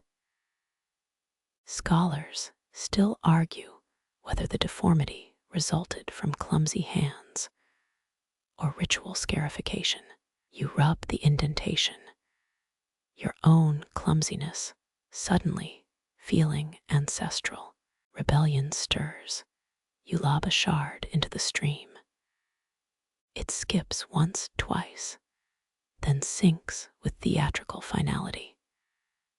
3,000 years from now, some poor grad student will carbon date it and curse your name over lukewarm convenience store coffee. The last intact pot awaits judgment. You pour stolen dawnlight into its belly, a liquid offering. Water sloshes, then stills, becoming a mirror for clouds still heavy with unshed rain. For 3 breaths, the surface holds perfection, then a leaf shatters the illusion. You laugh the sound, joining a chorus of unseen Jomon women laughing back through time. The kiln exhales first, gray plumes dissolving into morning mist. Your own breath joins the dance, 2 vapors mingling above the valley's cupped palms. You toss oak chips into glowing embers, each snap releasing caramelized smoke.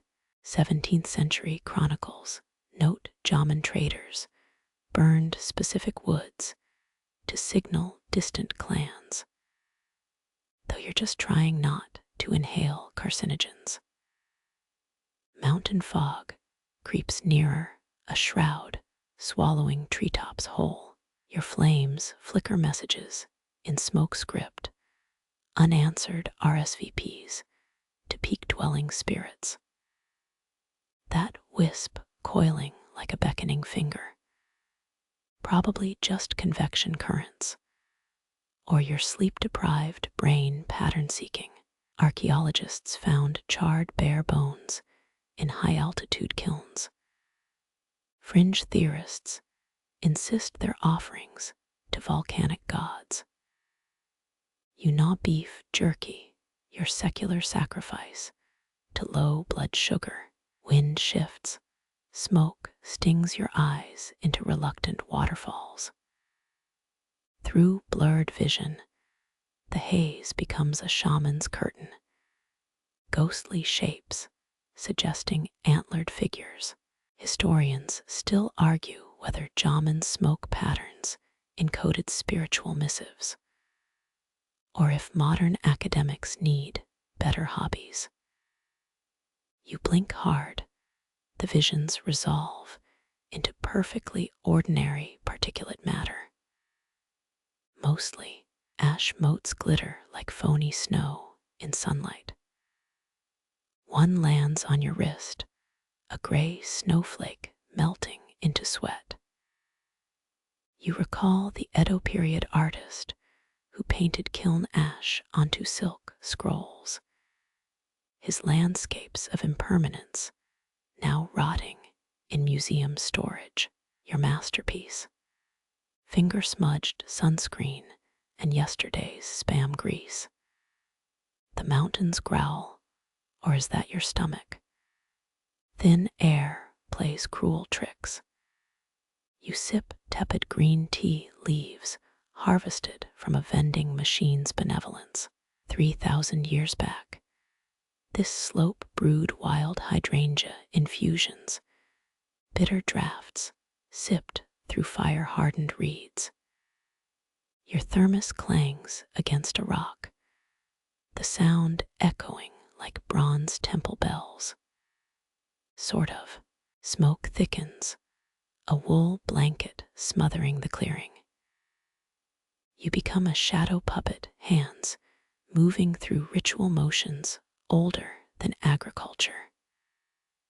When archaeologists reconstructed Jomon pit dwellings, they forgot the part where everyone coughs a lot. Your lungs stage a protest, overruled by stubbornness and SPF 50. Sunlight fractures through haze, God rays spotlighting a surviving pot. Its cracks glow like lava veins, flaws transformed by backlighting. You rotate the vessel, admiring how char marks mimic distant ridge lines. That dark smudge near the base matches the landslide scar on Mount Aniwa. Or maybe your barbecue mishap from Tuesday. A gust steals your hat, sending it tumbling like a ritual tumbleweed. You give chase, boots skidding on glassy, volcanic soil.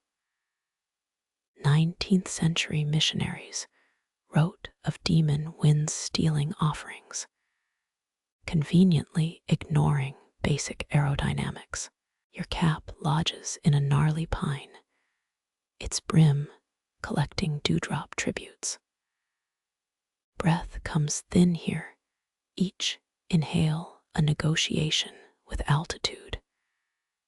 You half expect ancestral climbers to materialize, bearing oxygen tanks and granola bars. Instead, scrub jays scavenge your dropped sesame seeds, feasting like miniature kings.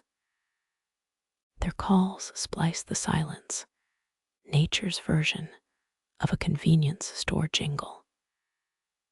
Shadows lengthen, smoke now tinged purple by dying light.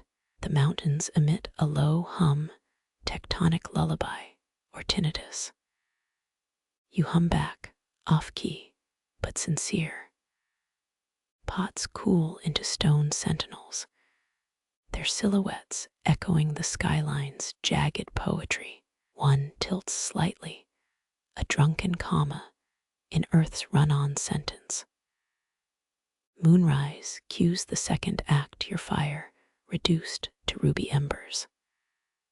Frost prickles your neck, a cosmic reminder of mortality's chill. You chuck the last cedar log onto the coals, sparking a final smoke signal. Maybe it reads help, maybe tired. Future linguists will invent profound translations while ignoring your sharpied danger. Idiot AT work on nearby boulders. Cold numbs your fingertips, making pottery inspection a clumsy ballet.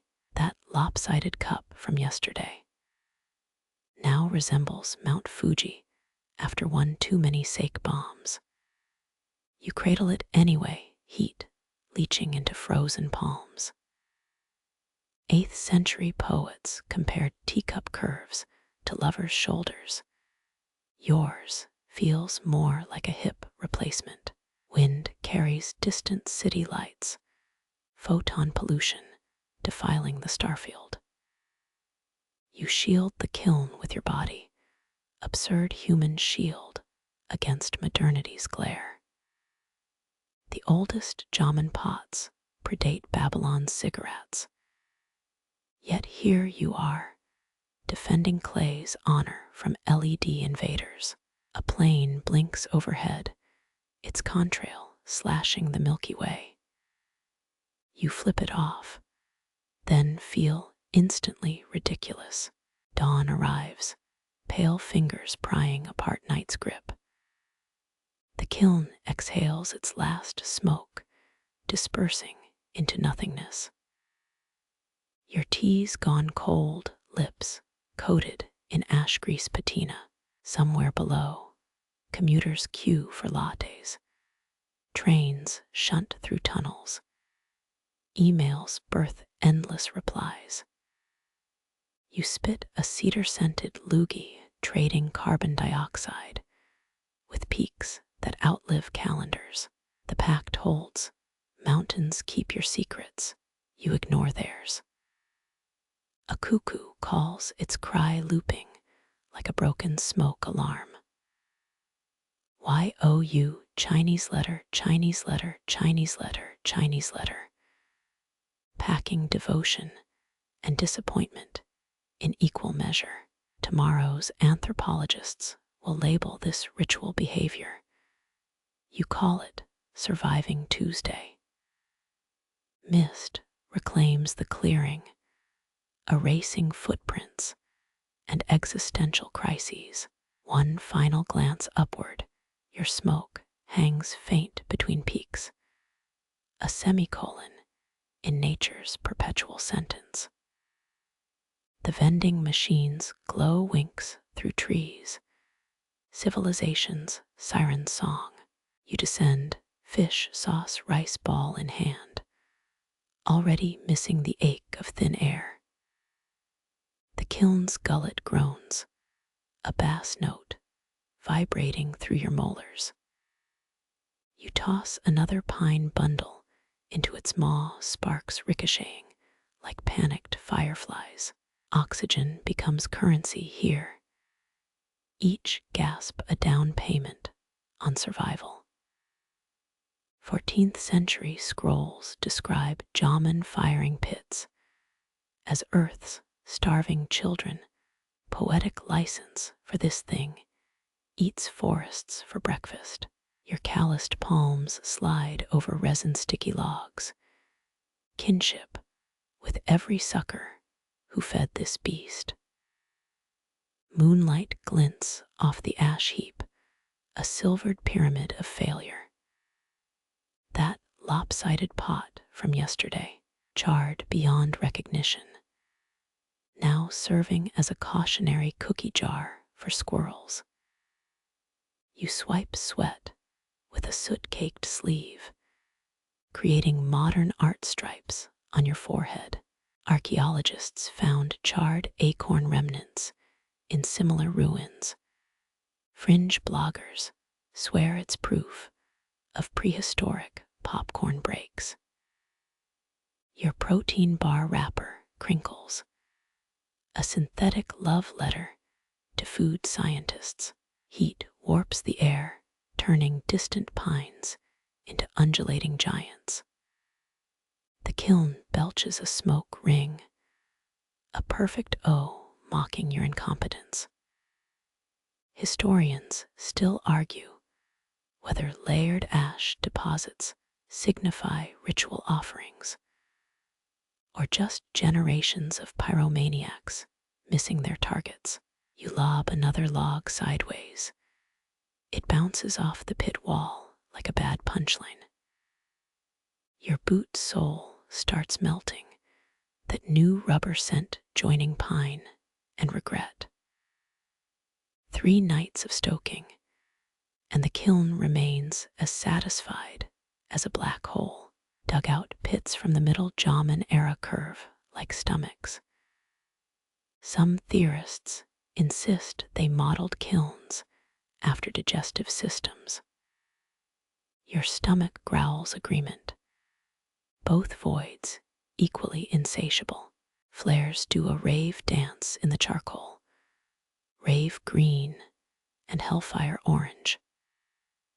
You count seconds between log placements and a rhythmic heartbeat defying metronomes. That pot rim glowing cherry red, either a masterpiece in progress or tomorrow's shrapnel. 17-year cicadas scream approval, their noise drowning the kiln's complaints. You envy their simplicity. Eat, scream, mate, die. No pottery critiques.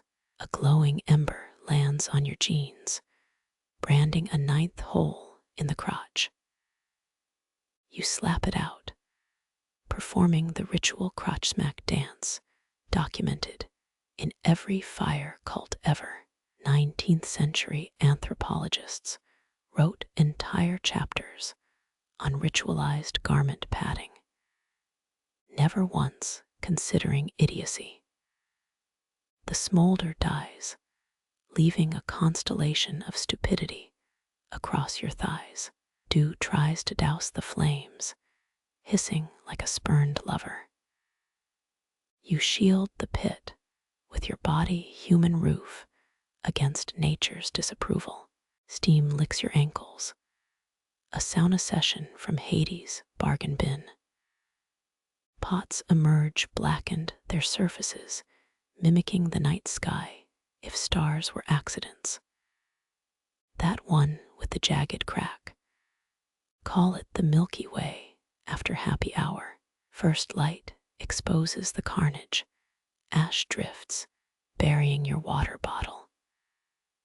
You chug lukewarm liquid, grit crunching between molars.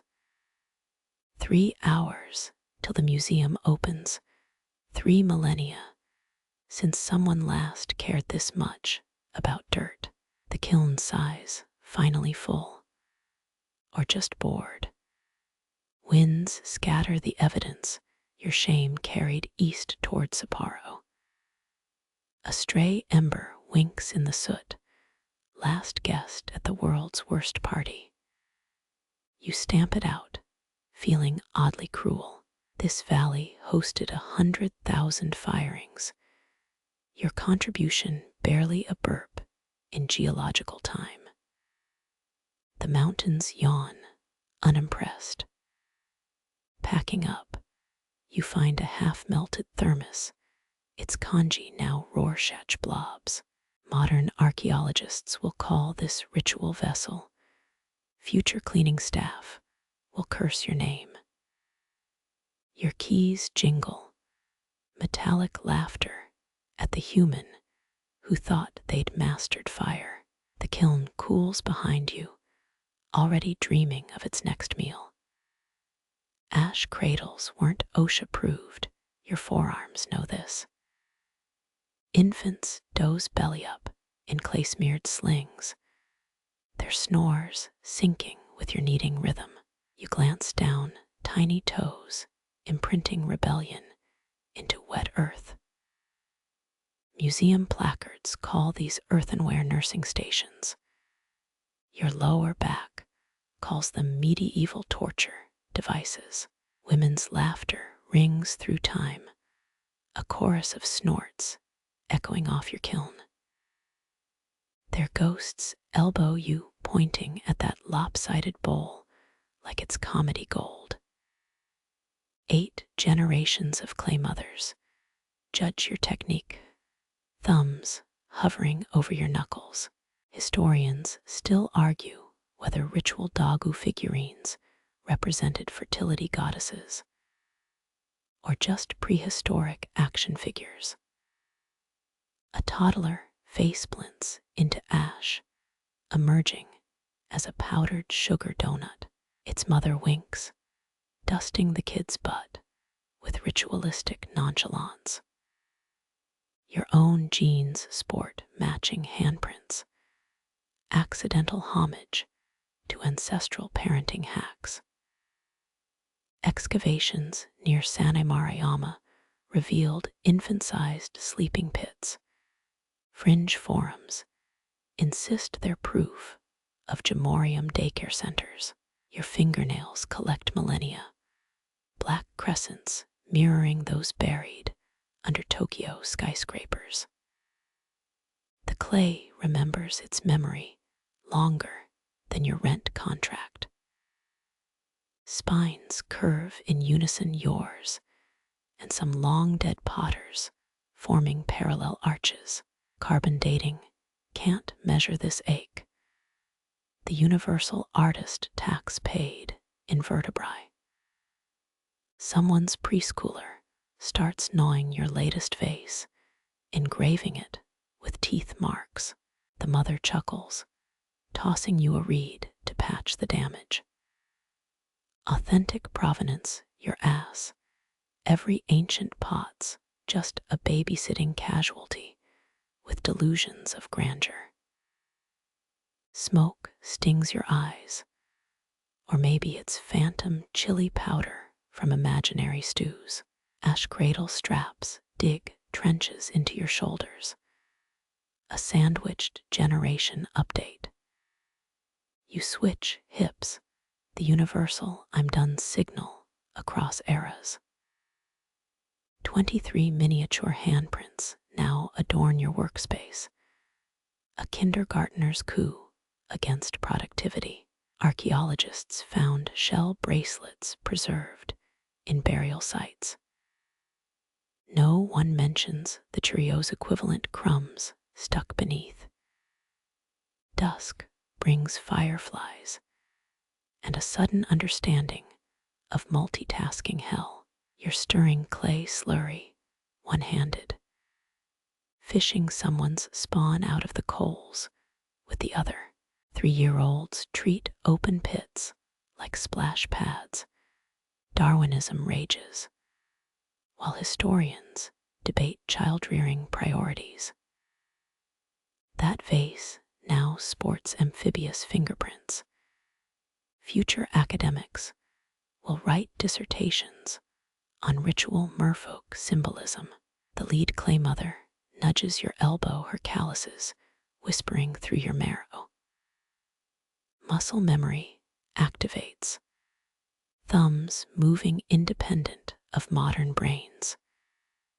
Your spine straightens, pulled upright by generations of women who carried water uphill. 6 broken nails, 10 splinters. 1 eternity later, the pot births itself. Night falls hard, children evaporate into firefly sparks. Left behind, a half-formed hedgehog figurine, and the uneasy sense you've been graded. Dagu statues peer from shadows, their triangle eyes judging your life choices. You almost apologize, then remember they're technically your great-great-great-great-grandma's Yelp review. Embers die first, then dignity, then the last shred of work-life balance. Your thermos holds cold tea, or is it primordial soup? Doesn't matter, both fuel the same grind. The kiln snickers, its belly full of your offerings and inadequacy. Dawn reveals the truth. 5 pots survive, 57 tiny handprints immortalized in glaze. You label them ritual vessels. Future anthropologists will miss the nose smudges. Ash cradle imprints linger on your clavicle, temporary tattoos from ghosts who'd 100% swipe right on daycare apps. Keys jingle as you flee, ancestral laughter chasing your sedan down the gravel road. The rearview mirror frames the kiln, already prepping for its next victim. Clay mothers wave, thumbs up or middle fingers. History's mysteries stay deliciously unresolved. The clay pit exhales iron, a metallic tang seeping into your sweat. Each scoop paints your palms rust red. Nature's manicure rejecting modern nail salons. Blisters burst crimson, their sting harmonizing with the mud's whispered psalms. Historians cataloged 12 Jomon clay types. None mention how this muck throbs like living tissue. Your shovel strikes something wet, a spring bleeding orange through gravel. It pools around your toes, protesting the invasion with viscous gurgles. Local legends swore these seepages were Earth's menstrual blood, sacred sludge for shaping warrior goddesses. You half expect the puddle to hiss. Instead, it laps at your heel hungry. 16th century potters prized this valley's mud, its iron content, firing brick red. Your bucket fills slower than ambition, each scoop resisting like stubborn history. A bubble rises, pop, releasing the ghosts of roasted chestnuts and burnt hair. Excavations here unearthed a Dagu figurine clutching hematite. Fringe blogs claim its metallic mom Barbie. Ramy fibers tear your grip, the slurry demanding ancient calluses you haven't earned. Blister fluid drips, rusty watercolors blooming on thirsty ground. You wonder if Edo-era potters also cursed their life choices mid-shovel. Historians still argue whether Jomon redware was ceremonial or just what happened when your kiln got drunk. A tear plops into the mire, salt meeting metal in primordial chemistry. Laughter rattles your ribs, clay mothers mocking your rookie blisters. Their phantom thumbs press yours deeper until iron stains climb your wrists like bracelets. Wet slabs slap onto the wedging board, each thud echoing Sane Maruyama workshop rhythms. Moonrise finds you elbow deep in ruddy sludge, the spring relentless beneath ragged nails. Your reflection stares back, a muddy Ouroboros of tired artisan and hungry earth. Tonight's ache feels different, centuries pooling in your joints like liquid rust. 53 rotations, 79 slaps, numbers blurring into the pit's steady bleed. Dawn reveals the truth, your forearms dipped in terracotta war paint. The spring purrs contentedly, its banks puckered with fresh wounds. You rinse hands in its metallic flow, water tinged pink downstream.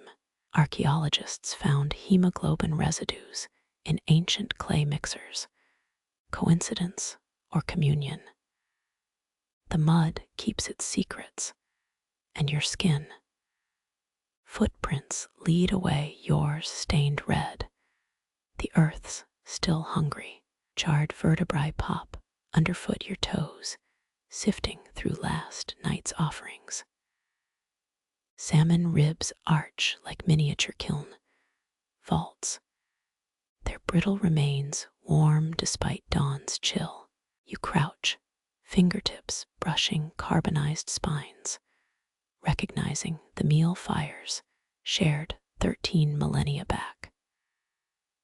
Jomon middens overflowed with salmon bones, but these feel younger than time. A half-mangled skull crumbles in your palm, its jaw fused with blackened clay. Smoke-seasoned marrow coats your tongue iron and pine mingling like old lovers. You spit flecks of ash swirling into the breeze, yet the salt lingers. Dig teams found 30,000 salmon bones at San Mariama, proof of Stone Age fishery empires. This one's fresher, chewed by flames instead of teeth. Your heel grinds a vertebrae cluster, each pop echoing campfire snacks at music festivals. The kiln's belly coughs up another bone, this one wedged in charred pottery. Historians still argue whether Jomon pots buried with fish were votive, or just Neolithic Tupperware. You wipe ash from its curves, the vessel's ridges mirroring salmon scales. Sunlight ignites flecks of mica in the ash, dull gray sparkling like fish skin. Your blistered toe prods a jawbone, still hinged despite the fire's wrath. Fringe researchers claim salmon DNA survives in kiln residues, salted time capsules of extinct runs. You lick cracked lips, tasting phantom fins thrashing upstream. Kneeling, you reassemble fragments into spectral fish, missing pieces filled with charcoal dust. The spine arcs defiant, mouth open to swallow ancient rivers now paved. 3 centuries ago, Edo-era potters used salmon oil for glaze. But this fire needed no help. Dragging a finger through bone meal, you map migration routes erased by concrete. Wind plucks at your hair, carrying the reek of burnt calcium and regret. An intact otolith gleams in the debris, tiny earstone, a living its fish. Scientists read these calcium rings like tree cores, counting seasons before Tokyo's sprawl. You pocket it, a fossilized heartbeat for your keychain. The kiln pit exhales, ash swirling into shapes of leaping silver bodies. Your lungs burn with the ghost of last night's feast, cedar smoke and desperate abundance. Excavation reports mention a Dagu figurine clutching salmon roe, but museums keep that drawer locked. You imagine Neolithic hands salting eggs in coiled pots, primitive Acura devoured by fire. Dew melts bone dust into a graveyard slurry, your footprints filling with ashen broth. A tooth embeds in your heel, payback for centuries of human takeout. You pluck it free, its enamel whispering of icy mountain headwaters. Midday sun bakes the kiln floor into a scale-shaped mosaic. Archaeobotanists ID'd 7 fern species in Jomon ash, their spores hitchhiking on salmon gills. Your nail flicks a bone shard. It pings against the pit wall, sounding suspiciously like dinner bells. Shadows stretch, aligning charred remains with the river's distant shimmer. You empty your pocket, otolith clinking against subway tokens and lint. Historians still argue whether salmon fueled Jomon art or just their bellies. The bone's growth rings glare accusingly, each one a year your ancestors weren't extinct. Twilight finds you scrubbing scales of ash from shins, knees scraped raw from bone hunting. The otolith warms in your fist, its silent song older than wheels or letters. Embers wink from the kiln's throat, promising tomorrow's fires need feeding too. You toss the fossil back, watching sparks rise like desperate salmon, leaping unseen waterfalls. Rain smacks your nape, a cold hand shoving you toward the kiln's gaping mouth. Storm clouds chew up the horizon, swallowing twilight's last amber crumbs. You crouch, fingertips sinking into fresh mud. Thunder growls, a bear robbed of honey shaking slick grass beneath your knees. The first downpour hits like 1,000 thrown pebbles. Steam erupts, hissing through the pit's cracks, ghost serpents writhing in the deluge. Your tunic clings like a second skin, dyed brown with ash slurry and panic. Archaeologists found drowned kilns near Lake Biwa, their pots warped into abstract regrets. You grab a scorched plank, flimsy shield against nature's rewrite. Lightning forks, illuminating the disaster. So much for that controlled reduction atmosphere.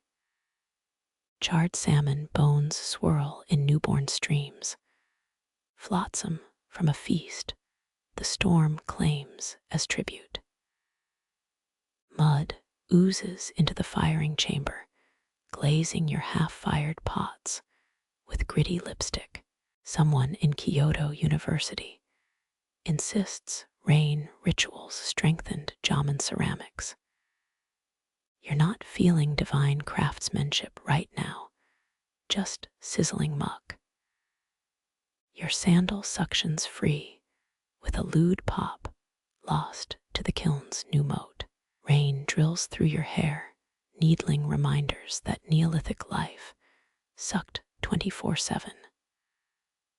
A fern frond slaps your cheek. Its spores once used to ward off angry sky kami. Too late, the gods are clearly in a petty mood. The pit gurgles, steam vomiting gutted timbers, and a single intact bowl. Its rim chips as you grab it, a perfect Jomon smile now jagged. Historians still argue whether crackled pottery was aesthetic choice or climate trauma. You cradle the wreck, its belly full of rainwater and your own reflection. Hail joins the fray, ice pellets tattooing your shoulders into numbness. Sheltering under a lean-to of failure, you watch the kiln collapse in real time. 19th century collectors paid extra for storm-cursed shards, then displayed them as moral lessons. Your teeth chatter an ode to hypabeasts who'd Instagram this disaster. Dawn leaks through bruised clouds, exposing the battlefield.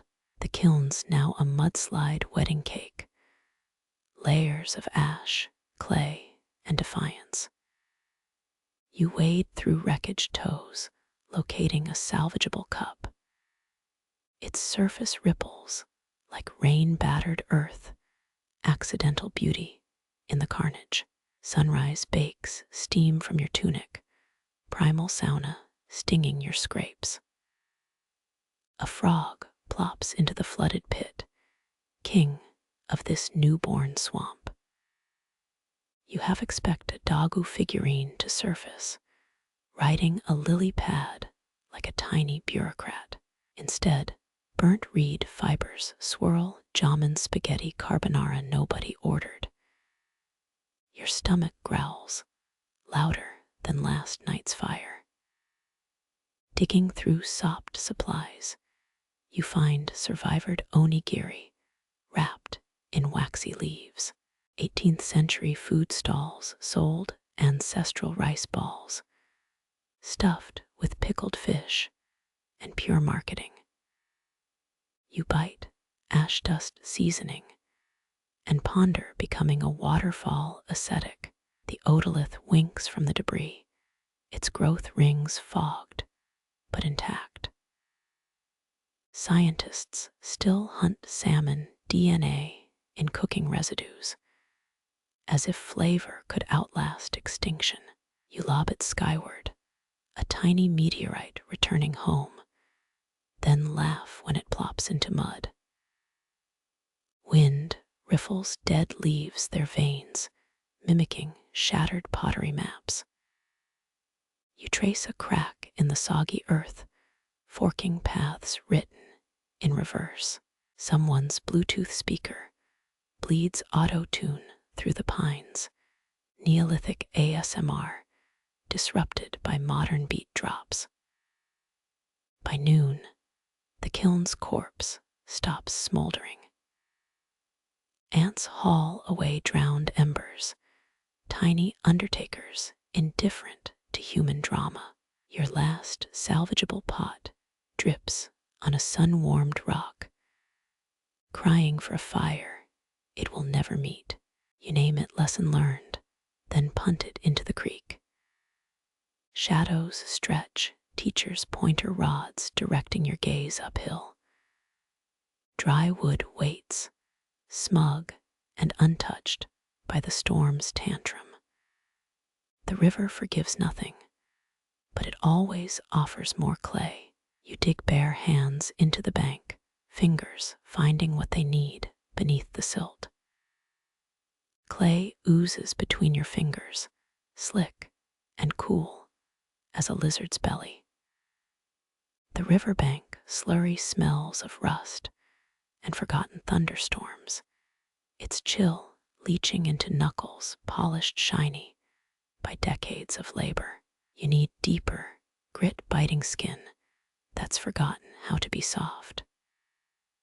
Jomon teens probably bitched about calluses too, though their survival depended on thumb-thick coils we now call ancient art.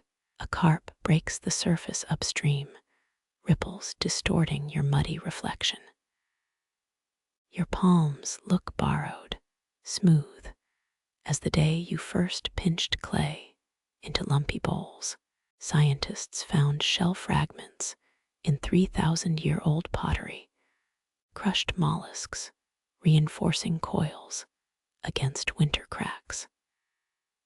You smirk, imagine some dead artisans snort. You call your organic clay improvement. Water tugs at your wrists, hungry to reclaim what you've stolen. Red clay clings like a second bloodstream, veining arms that feel weirdly naked without their armor of scars. Historians still argue whether cord-marked patterns were spiritual sigils or just lazy slip prevention. You drag a fingernail through the muck, leaving a squiggle that could be either. Sun warms the back of your neck, a counterpoint to the creek's icy grasp.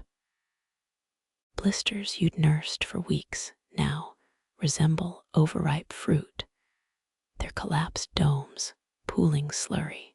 An Edo period text warned that soft hands made dishonorable pots. But your coiled ridges look sharper than ever. A dragonfly lands on your soggy sleeve, iridescent jury deciding if you've cheated time. The clay whispers as you lift a fistful, air pockets popping like tiny betrayal. Your thumbnail catches a quartz fleck, same stubborn inclusion that'll fracture a pot in firing. 9th grade pottery class flashbacks hit Mrs. Yamada's ruler, smacking your wrist for overworking the material. Jomon kids definitely got worse from their fire-tending grandmas. Mud cascades off your palms, revealing wrinkles that look decades too young. You flex, tendons sliding beneath skin that's forgotten how to crease. Some reenactor forum swears clay balm cured their arthritis, which sounds like placebo wrapped in wishful thinking. Still, your joints haven't clicked this smoothly since the Reagan administration. A leaf drifts into your workspace, maple vein pattern echoing the cracks in last week's failed vase. You press it into the clay, a fossil that'll vanish by noon. Archaeologists found 12,000-year-old prints in Sane Mariama clay, a toddler's hand preserved beside their mother's. The thought tightens your throat, artifacts outliving entire bloodlines. Shadows stretch long fingers, pointing toward the unfired pots waiting uphill. Your arms emerge from the slurry, reborn pink and strange as a newborn's grip. A woodpecker laughs from the pines, rat-a-tat critique of your smooth-handed hubris. You scoop one last handful, let it drip through splayed fingers like reverse rain. The creek carries your reflection downstream, ripples erasing the face of someone who's touched both clay and centuries. Knees crack as you stand, the only reminder of mortality your body still claims. Wind riffles through the reeds, ancient hymns in a tongue your cells remember, but your mind can't name. The crack spreads at dawn, an icy spiderweb etching itself across yesterday's triumph. You watch it creep, each hairline fissure flinching like a living thing. Palms pressed to the fractured curve, cold seeps through skin that's forgotten frost's cruelty. 3 days of labor undone, your finest vessel, now a jigsaw puzzle held together by spite. Scientists adore finds like these. Broken pots in ancient middens tell more stories than intact ones. Middens, fancy word for trash heaps that turned accidental fertilizer after centuries. You snort. Imagine future archaeologists praising your composted failure as ritualistic offering. Clay shards clink as you gather them, edges still sharp with ambition. A sliver nicks your thumb, red blooming, where glaze should seal the wound. There's a theory that Jomon people smashed pots to release trapped spirits, but your growling stomach suspects simpler motives. The burial pit takes longer to dig than the pot did to form. Roots tangle around your shovel nature's ivy lines feeding on yesterday's hubris. You sprinkle pine needles over the shards, a makeshift shroud for borrowed earth. Some reenactor forum claims elders buried cracked pots during winter storms to confuse frost spirits. You doubt ghosts care, but the ritual soothes something raw. Frozen soil resists closure, crumbling back into the hole like dry descent. Your breath hangs visible, each exhale a ghost of the steam that escaped your kiln. Historians still argue whether certain shard patterns indicate ritual destruction or just clumsy apprentices. You drop the last handful of dirt, letting silence answer for both. Rain arrives uninvited, needle-thin stabs, turning your grave marker to mud. A glaze recipe surfaces in memory, egg white, and crushed shells for flexibility. Too late now, though journal articles praise your experimental failure replication. The hole gulps rainwater, a tiny swamp brewing lessons for spring. Nightfall brings uneasy dreams, skeletal hands plucking pottery from your compost bed. They reshape the shards into something jagged and beautiful, substanceless As dream logic permits, you wake clutching a pillow, fingernails caked with imaginary clay. Morning reveals ice flowers blooming across the burial site, crystalline mockery of your shattered spiral designs. A crow pecks at the frozen ground beak, clicking against futility. You sip bitter tea, warmth sliding down your throat like stolen mercy. The compost ledger gets a new entry December 18th. Donated 1 vessel, medium crackle, frost baptized. Your pen hovers, then adds PS, tell future diggers I tried. Sunlight glares off the page, harsh editor of half-truths. You kneel where the pot died, palm flat against permafrost-hardened grief. A seedling brushes your wrist, stubborn green tendril defying the season. Life's oldest joke breaking things to make room for what grows next. Frost melts under your touch, weeping into soil that'll remember this burial, this offering, this lie of forever. Heat shimmers rise like phantom snakes, warping the clearing into a fever dream. You blink, trees stretch into limbless giants, swaying to ember music. Charcoal smoke lenses the world, edges blurred. Pine needles melting into fiery brushstrokes. A reenactor once claimed Jomon firings lasted weeks, ceremonial endurance tests under hallucinogenic vapors.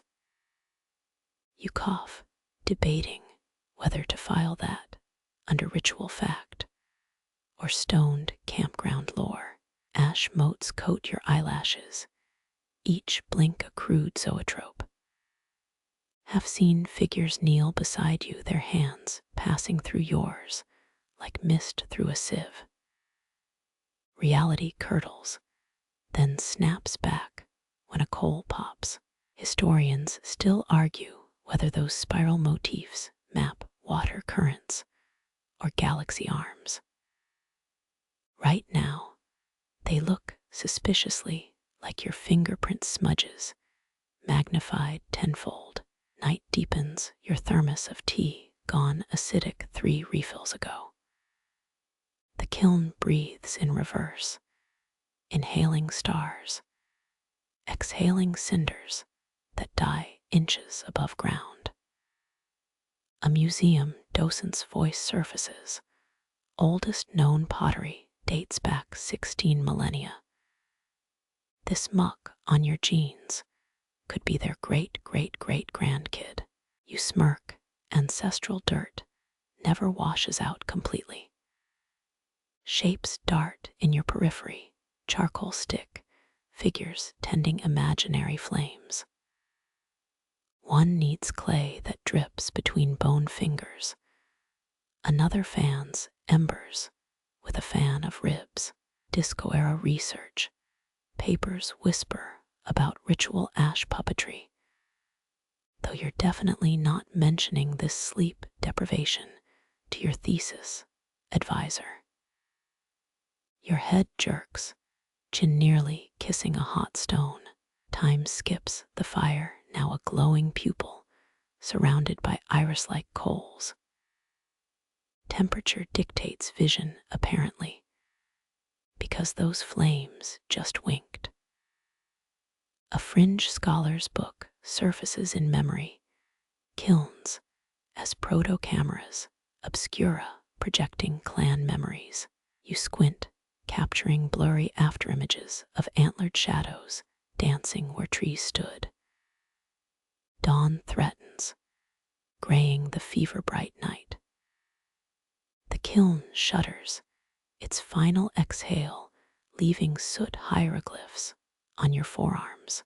Dig teams found bare bones in ancient clay deposits, debate raging. Accident or ingredient? Your own hands smell like smoked venison. and you didn't even eat meat today. First birds shred the delirium. Blink, the giants become mere pines again, charcoal dancers, just wind-stirred ash. Your knees creak, upright, body stiff, from hours of fire trance. Provenance slips away, leaving only that stubborn hum beneath your sternum. You crumple onto dew-damp grass, letting residual heat toast your spine. Some cultures viewed kilns as birth canals, others as hungry mouths. Your gut votes for grumpy old man who eats pottery and belches smoke. Sleep tugs hard, the world dimming to emberglow. Let archaeologists tomorrow parse tonight's madness. For now, you dream in burnt taurin and black, lulled by the kiln's fading pulse. Cold smoke slithers into your nostrils, carrying flavors older than agriculture. Your sleeping breath sinks to the kiln's leftover wheeze. In out, a lullaby of dying combustion. Dreams turn tactile, rough hands guide yours through ash-thick air. Archaeologists later found Jomon cord markings preserved in clay.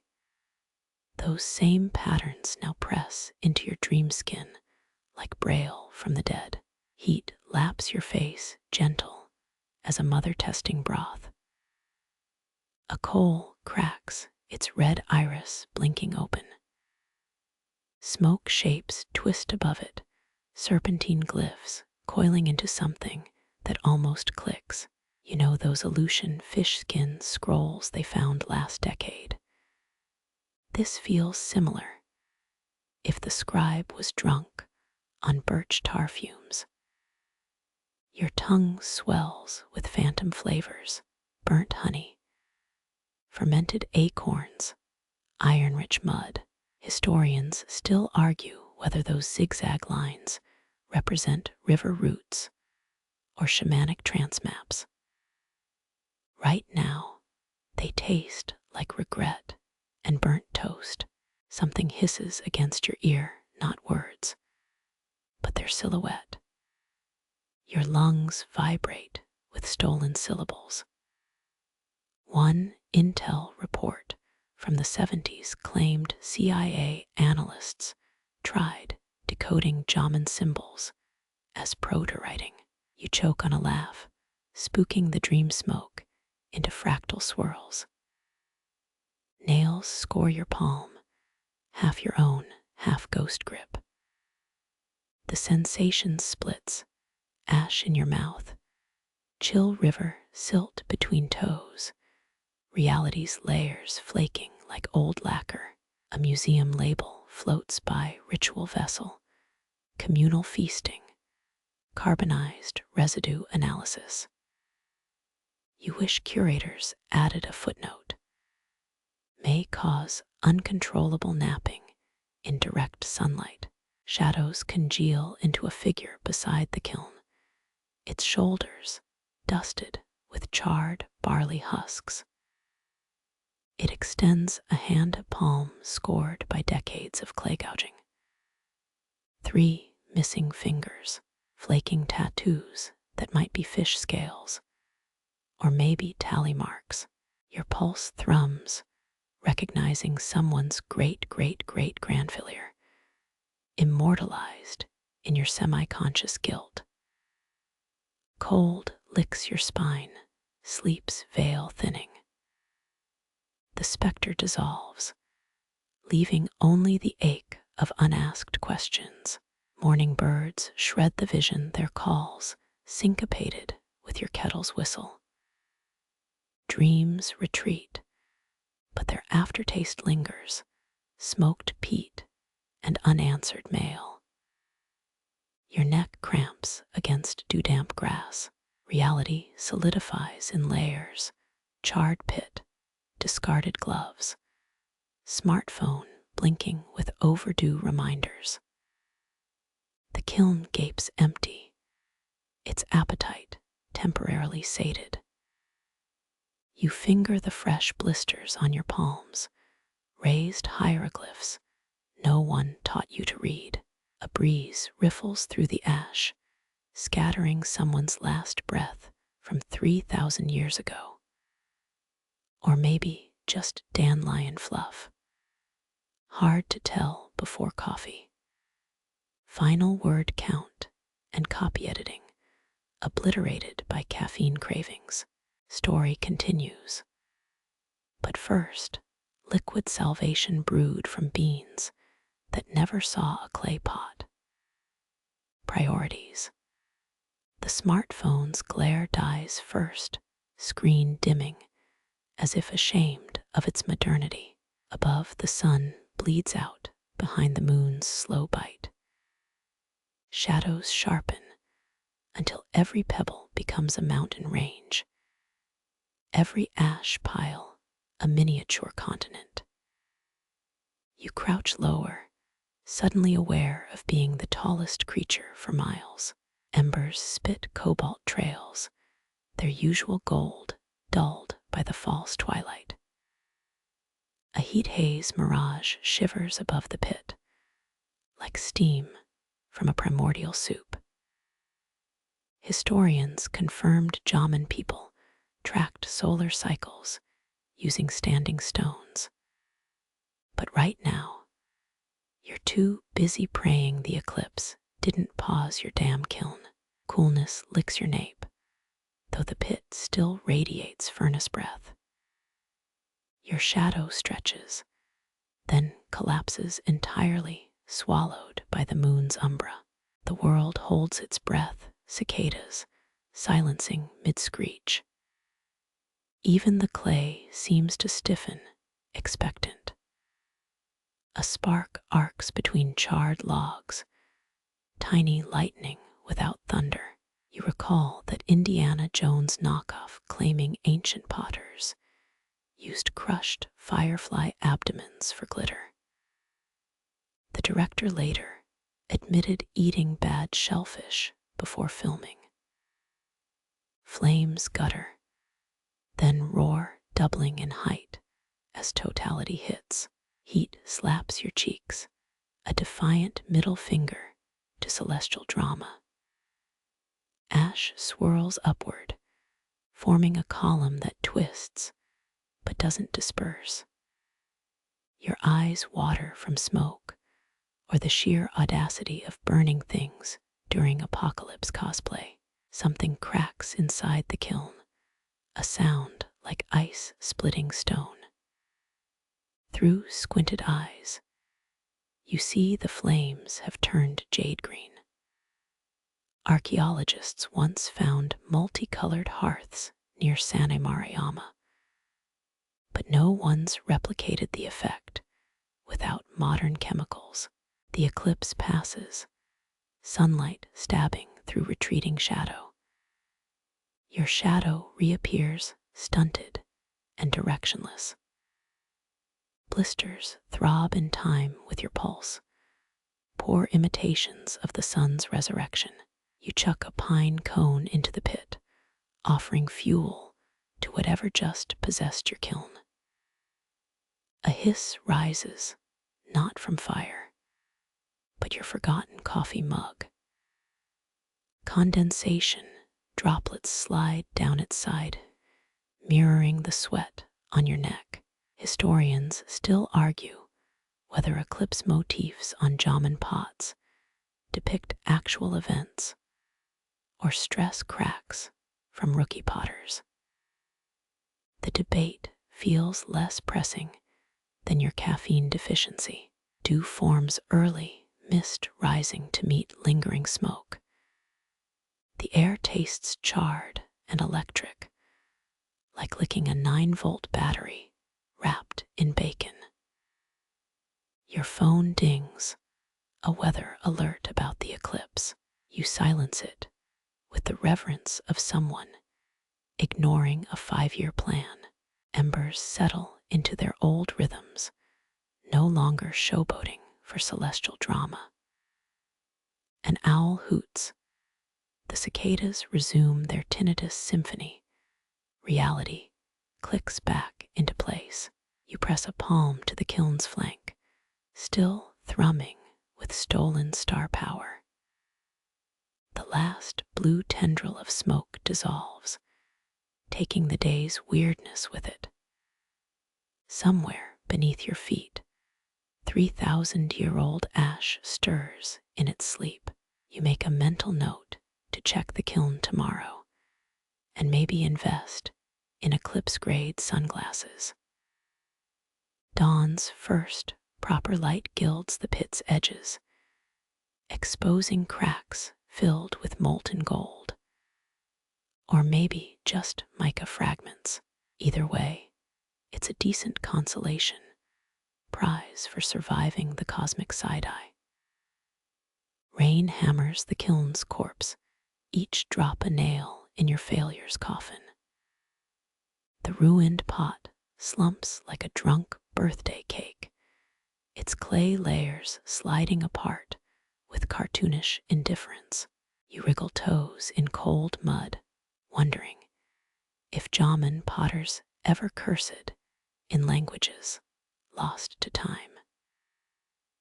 Anthropologists found 3,000-year-old fingerprint ridges on shards, some pressed deep with what looks like rage.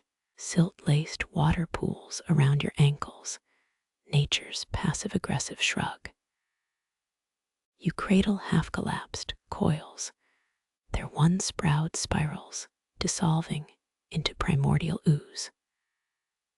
A snail traverses the wreckage, its shell mimicking the swirls you failed to preserve. Nice craftsmanship, you mutter, awarding bitterness points for talking to gastropods. Distant thunder mirrors your stomach's growl, both warning of empty voids. Lightning flashes, illuminating the pit's ashen bed. There between charred sticks, a partly melted fishhook winks like a silver sneer. Coastal Jomon sites overflow with sea debris, but this far inland, historians still argue whether river clay carried saltwater memories. Rainwater finds the kiln's weakest joints, a liquid coroner declaring cause of death. You recall the one YouTube tutorial claiming vinegar fixes sagging coils. Spoiler, it doesn't, unless you enjoy clay smelling like Easter eggs. Your knees hit mud with a squelch, an impromptu bow to entropy. Fingernails scrape the mess, scooping slurry into a sad little mound. It's like trying to rebuild snowmen during a heatwave, all formless effort and resignation. A leaf embeds itself in the muck, veins echoing your pot's intended patterns. You let it stay, a borrowed blueprint from greener architects. Somewhere downstream, your failure's ghost merges with river sediment.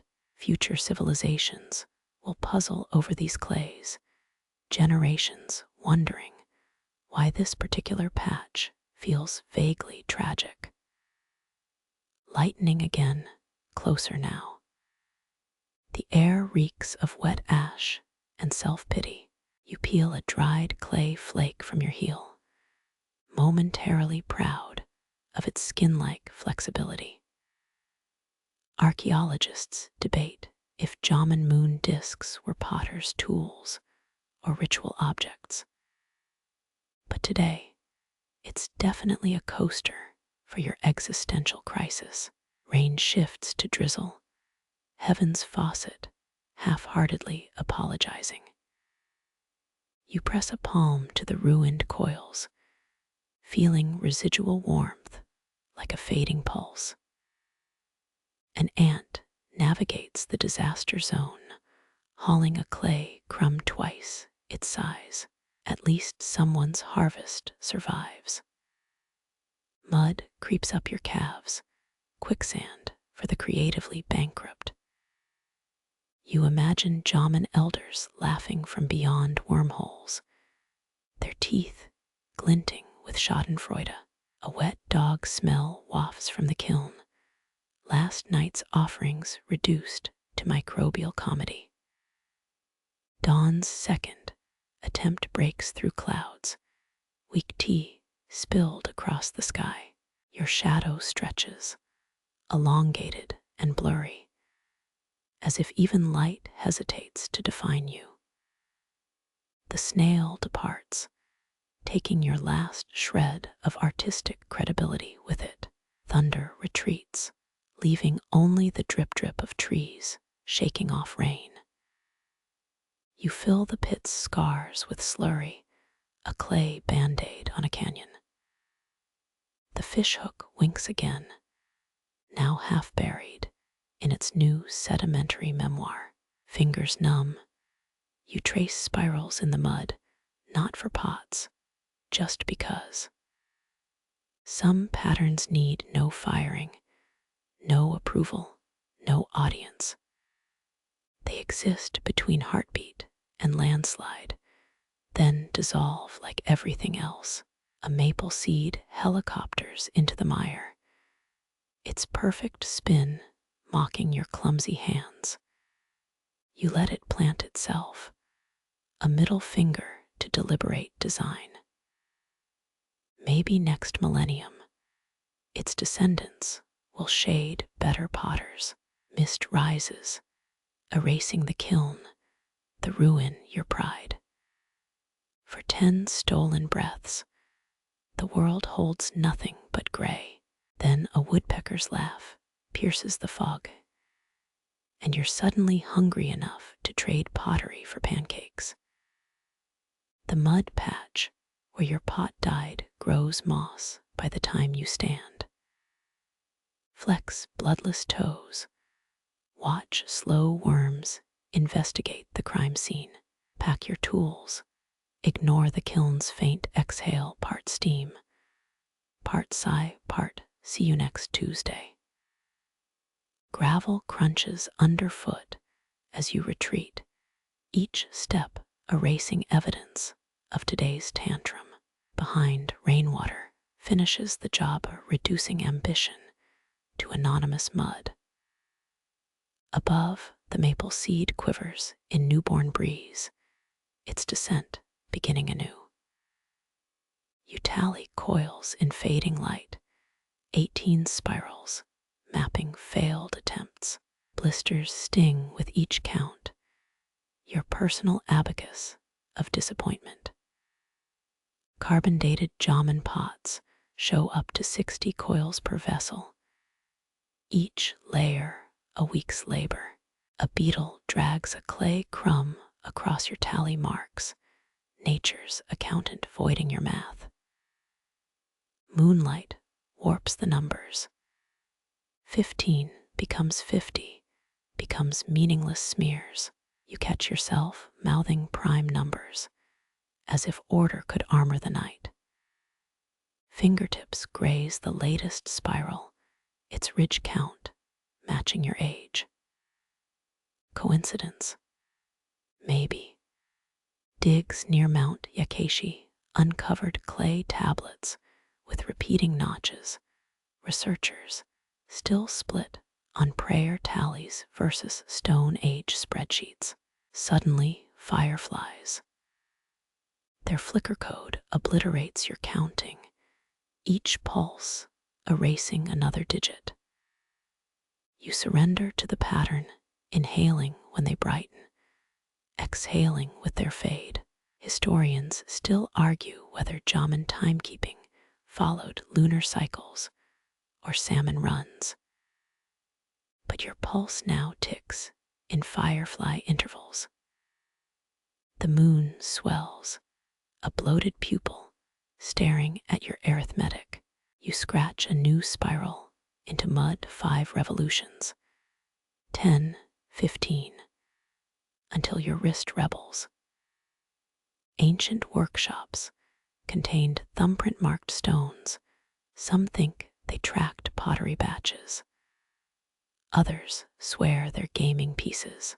Wind riffles leaves, turning treetops into chattering abacuses. You try syncing counts to rustling 39, 52, 80, then laugh at the absurd precision. A moth lands on your knee, wings beating 14 times a second. Universe trolling. Clay cools under your palms, still warm where flames once licked. You press 2 fingerprints beside yesterday's, 20, becoming 40, becoming a chorus of ghostly touches. The moth abandons you for a rotten log of priorities intact. Dew infiltrates your tally marks, liquid eraser, rewriting history. You switch to counting breaths, 3 per coil 4, then lose track as stars blur. Late Jomon sites reveal nested swirl pots. Some argue they represent constellations. But good luck confirming that post-millennia. Your spine protests each rotation, 70-degree angles imitating crotchety elders. You imagine Jomon grandmothers chuckling at your softness, their own backs bent under centuries of moonlit labor. A frog croaks 7 times. You resist the urge to yell same, buddy. The fireflies return drifting through your half-built coils like living embers. One hovers near your nose, its rhythm syncing with your carotid pulse. You freeze, 2 heartbeats vibrating in tandem. Then it zips off, taking your temporary divinity with it. Dawn leaks through mist, pink, diluting the obsession. Your final count remains elusive, numbers dissolving like sugar in tea. The beetle marches past again, its crumb now twice as big. You award it an honorary mathematics degree. Sunlight exposes your night's work, lopsided spirals, and thumb-dent constellations. Rain sabotaged 3 coils, the rest slump like drunks. You poke the least worst one, 17 ridges, almost a record. 5 intact Jomon counting stones survive, all uneven, all perfectly imperfect. Ants colonize the ruins of your arithmetic, hauling clay fragments like tiny bricks. You envy their purpose. No existential debates. Just lift, carry, repeat. A woodpecker adds its staccato commentary, nature's metronome mocking human abstraction. By midday, counting feels foreign. Your hands move without permission, thickening this coil, pinching that edge. Numbers calcify into muscle twitches, your brain too tired to gatekeep. The forest thrums, cicadas sawing through reason's last threads.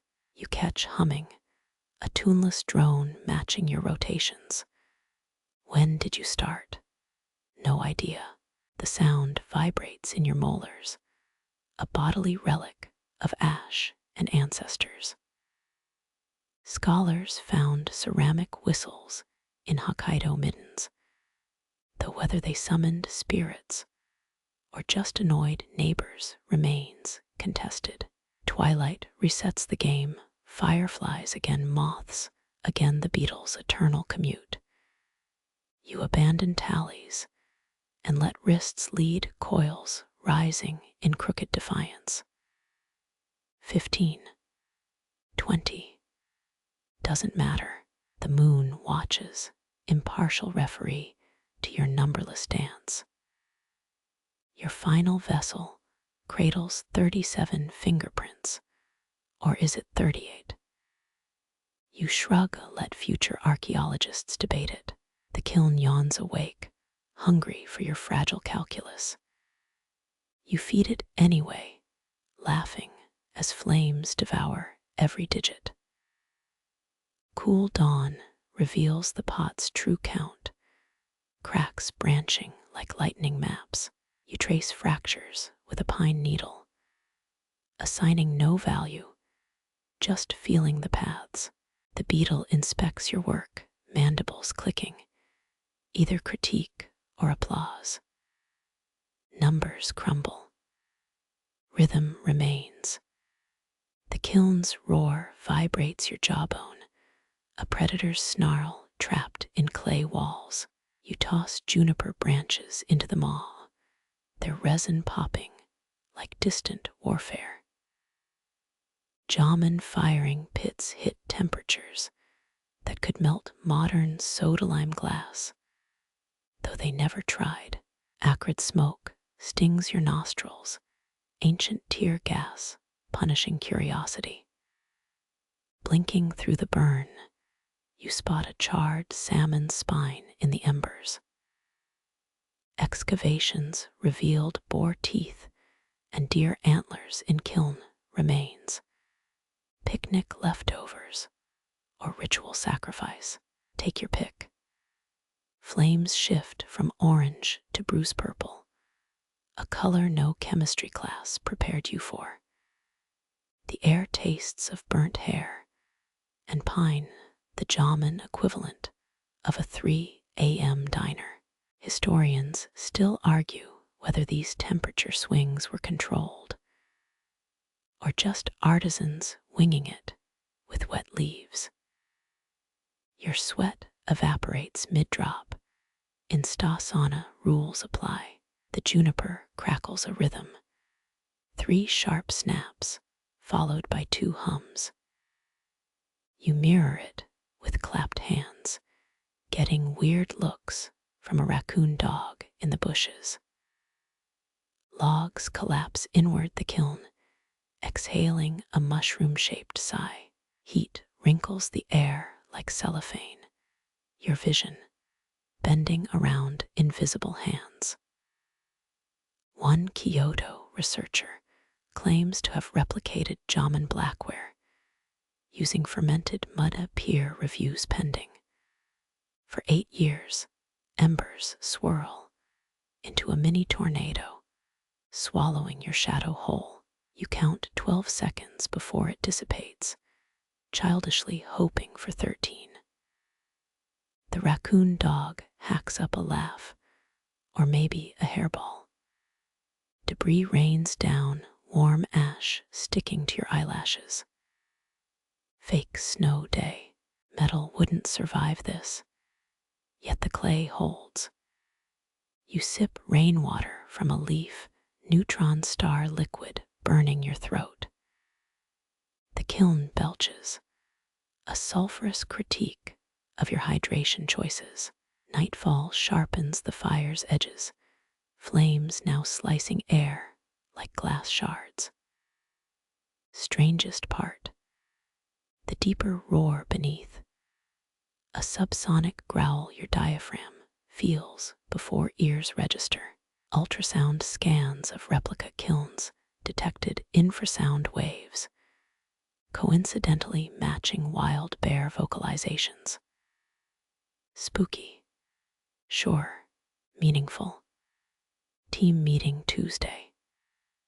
Juniper smoke starts smelling suspiciously like burnt marshmallows, an anachronistic craving hijacking your focus. You jam green branches into gaps, angry toddler stuffing crayons in HVAC vents. Heat delirium whispers sweet nothings that fern over there totally looks like Elvis. You shake it off, mostly. The raccoon dog's back, now wearing your bandana like a tiny revolutionary. When did that happen? Dawn leaks through smoke, revealing the kiln's crusted lips sealed shut. Final flames Spit weak gold old man fireworks running out of enthusiasm. You collapse onto a rock that's definitely judging you. By noon, the growl dims to a housecat's purr. Ash settles like volcanic dandruff on your shoulders. Only now do you notice left sandal melted into a dolly painting. Free modern art with every firing. Cooling cracks sing. High-pitched etudes replacing yesterday's basso roars. You press an ear to the kiln, hearing your own heartbeat echoed in terracotta. The raccoon dog joins the listen brief solidarity before stealing your last rice ball. Kilns don't speak, but if they did, yours would definitely say meh. Cool ash powders your fingers like confetti from a dead party. Dawn leaks crimson through the trees, pink streaks reflected in the kiln's cracked belly. You scoop leftover charcoal, still warm enough to birth embers. These clay vessels outlasted empires, the oldest surviving ones older than Egypt's pyramids by millennia. The raccoon dog snuffles at the pit's edge, bandana, now accessorized with soot stripes. Its nose wrinkles at the lingering sulfur stink. Neolithic regrets hanging in humid air. Your melted sandal flops beside it, modern art upgraded to postmodern. Pebbles click as you rake the cooling chamber. Glaze recipes supposedly encoded lunar cycles, or maybe someone just dropped seaweed in the mix. Either way, fired shards gleam dully, black glass whispering of 14-hour stokes and questionable life choices. You cradle a finished pot, its cord-marked belly still radiating hunger. Scholars still debate whether these pits were sacred wombs or Neolithic barbecues gone professional. The curve fits your palms like borrowed hands, ancestors' thumbprints fossilized in grit. A woodpecker hammers Morse code nearby. 3 taps, pause, 2 rapid-fire knocks. You mimic it against the clay, a duet across evolutionary lines. The raccoon dog howls off-key accompaniment. Triple threat. Frost feathers the kiln's rim despite the season. Your breath hangs visible, a ghost condemned to reruns. Ash clumps drift sideways, obeying winds that haven't blown yet. Excavated kilns often contained crab shells, snack debris, or pottery charm bracelets. Academia shrugs. Sunlight hits the cooling vessel, revealing hairline fractures, mapping last night's mistakes. You press moss into the cracks, green sutures for ceramic surgery. Imperfection feels warmer this time, less failure, more collaboration. The forest exhales dampness morning mist, marrying wood smoke in your lungs. Air smells of wet dog and rebirth. Your stomach growls a Neolithic blues riff, unanswered by the stolen rice ball's thief. Digging out the fire pit dislodges a tooth-shaped stone. Bear, boar, subway surfing squirrel. The raccoon dog cocks its head, either deep in thought or spotting lunch. You pocket the relic, future use problem. Soot washes off in the stream, skin emerging newborn pink. Fish dart through your rippling reflection, their scales catching light like pottery flecks. Cold water shocks away the last wisps of fire trance. That cooling chant you hummed, 4th century farmers used similar melodies, or so a dodgy scroll claims. Empty kiln yawns wide, starved for offerings already. You chuck a pinecone inside, appetizer for the next sucker. Ashes swirl in protest, or maybe indigestion. Footprints linger in mud, yours, overlapping older impressions. For a heartbeat, they align perfectly with some Jomon woman's stride. Then the river erases both, politely avoiding comparisons. Clay stiff clothes crackle as you walk, walking parchment etched with yesterday's labor. The raccoon dog trails for 3 paces, then ghosts into ferns. Even trash pandas have standards. Pathside oxalis unfurls neon leaves. Post-fire chlorophyll screaming, look at me. You pluck one, sourness, cutting through residual smoke breath. Nature's breath mint works better than expected. Last glance back reveals the kiln squatting in thin light, patient spider, awaiting flies. Sunrise gilds its cracks into golden rivers, temporary beauty masking endless hunger. You toss a final pebble into its maw and walk faster. Cool ash powders your fingertips, confetti from forgotten celebrations. Dawn bleeds softly through the trees, crimson light pooling in the kiln's cracked remains. You cradle a charcoal fragment, still whispering warmth beneath soot-stained palms. These clay vessels hold more dawns than empires, their cracks cradling stories older than breath. The raccoon dog nudges your ankle, its bandana, now a charcoal scribble. Mist wraps around the pit, carrying echoes of salt and seaweed mysteries.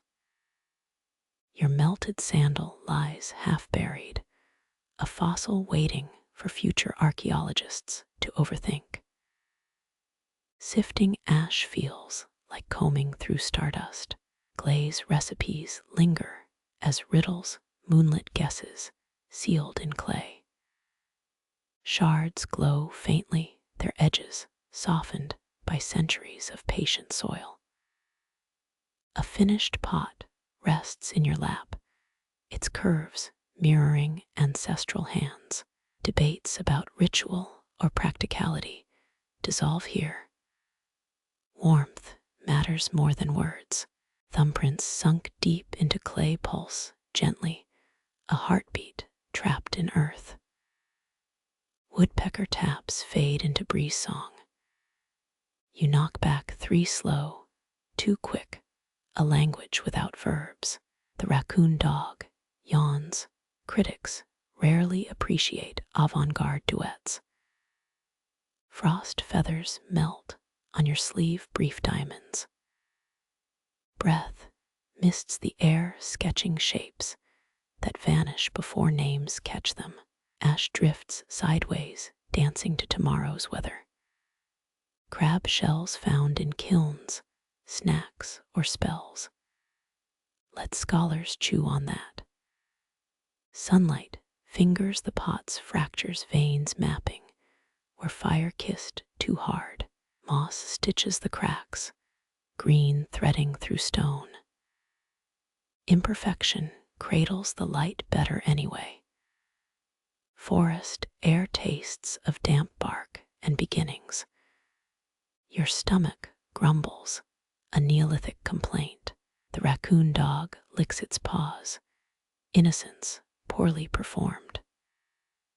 A tooth-shaped stone fits your palm, history or happenstance. Your companion tilts its head, conspiracy theories brewing behind those eyes. The relic slides into your pocket, mystery for another dusk. Stream water scrubs ash into ghost silt. Minnows dart through your shaking reflection, ripples erasing now and then. Cold clarity pulls you back, skin tingling with unfinished lullabies.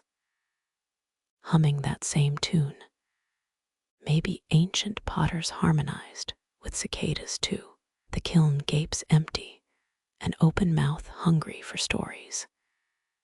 You lob a pinecone inside, tribute or taunt. Ashes pirouette, indifferent to symbolism. Your footprints blur into mud touched by older souls. For one step, two shadows match. The river washes them clean, kind enough to hide mismatched strides. Stiff fabric creaks as you move, clay-stiffened jeans whispering secrets with each step. The raccoon dog vanishes mid-stride. Part-time familiars keep odd hours. New leaves glow chartreuse. Fire's aftershock turned photosynthesis. You pluck one, tartness flooding your tongue. Sunrise's last gift, a palate cleanser for the walk home. The kiln shrinks behind you, cracks gilded in vanishing light. Hunger remains, but so does fullness. You toss a final pebble into the trees, listening until the click fades. Forest silence folds around you, thick as ash, soft as centuries.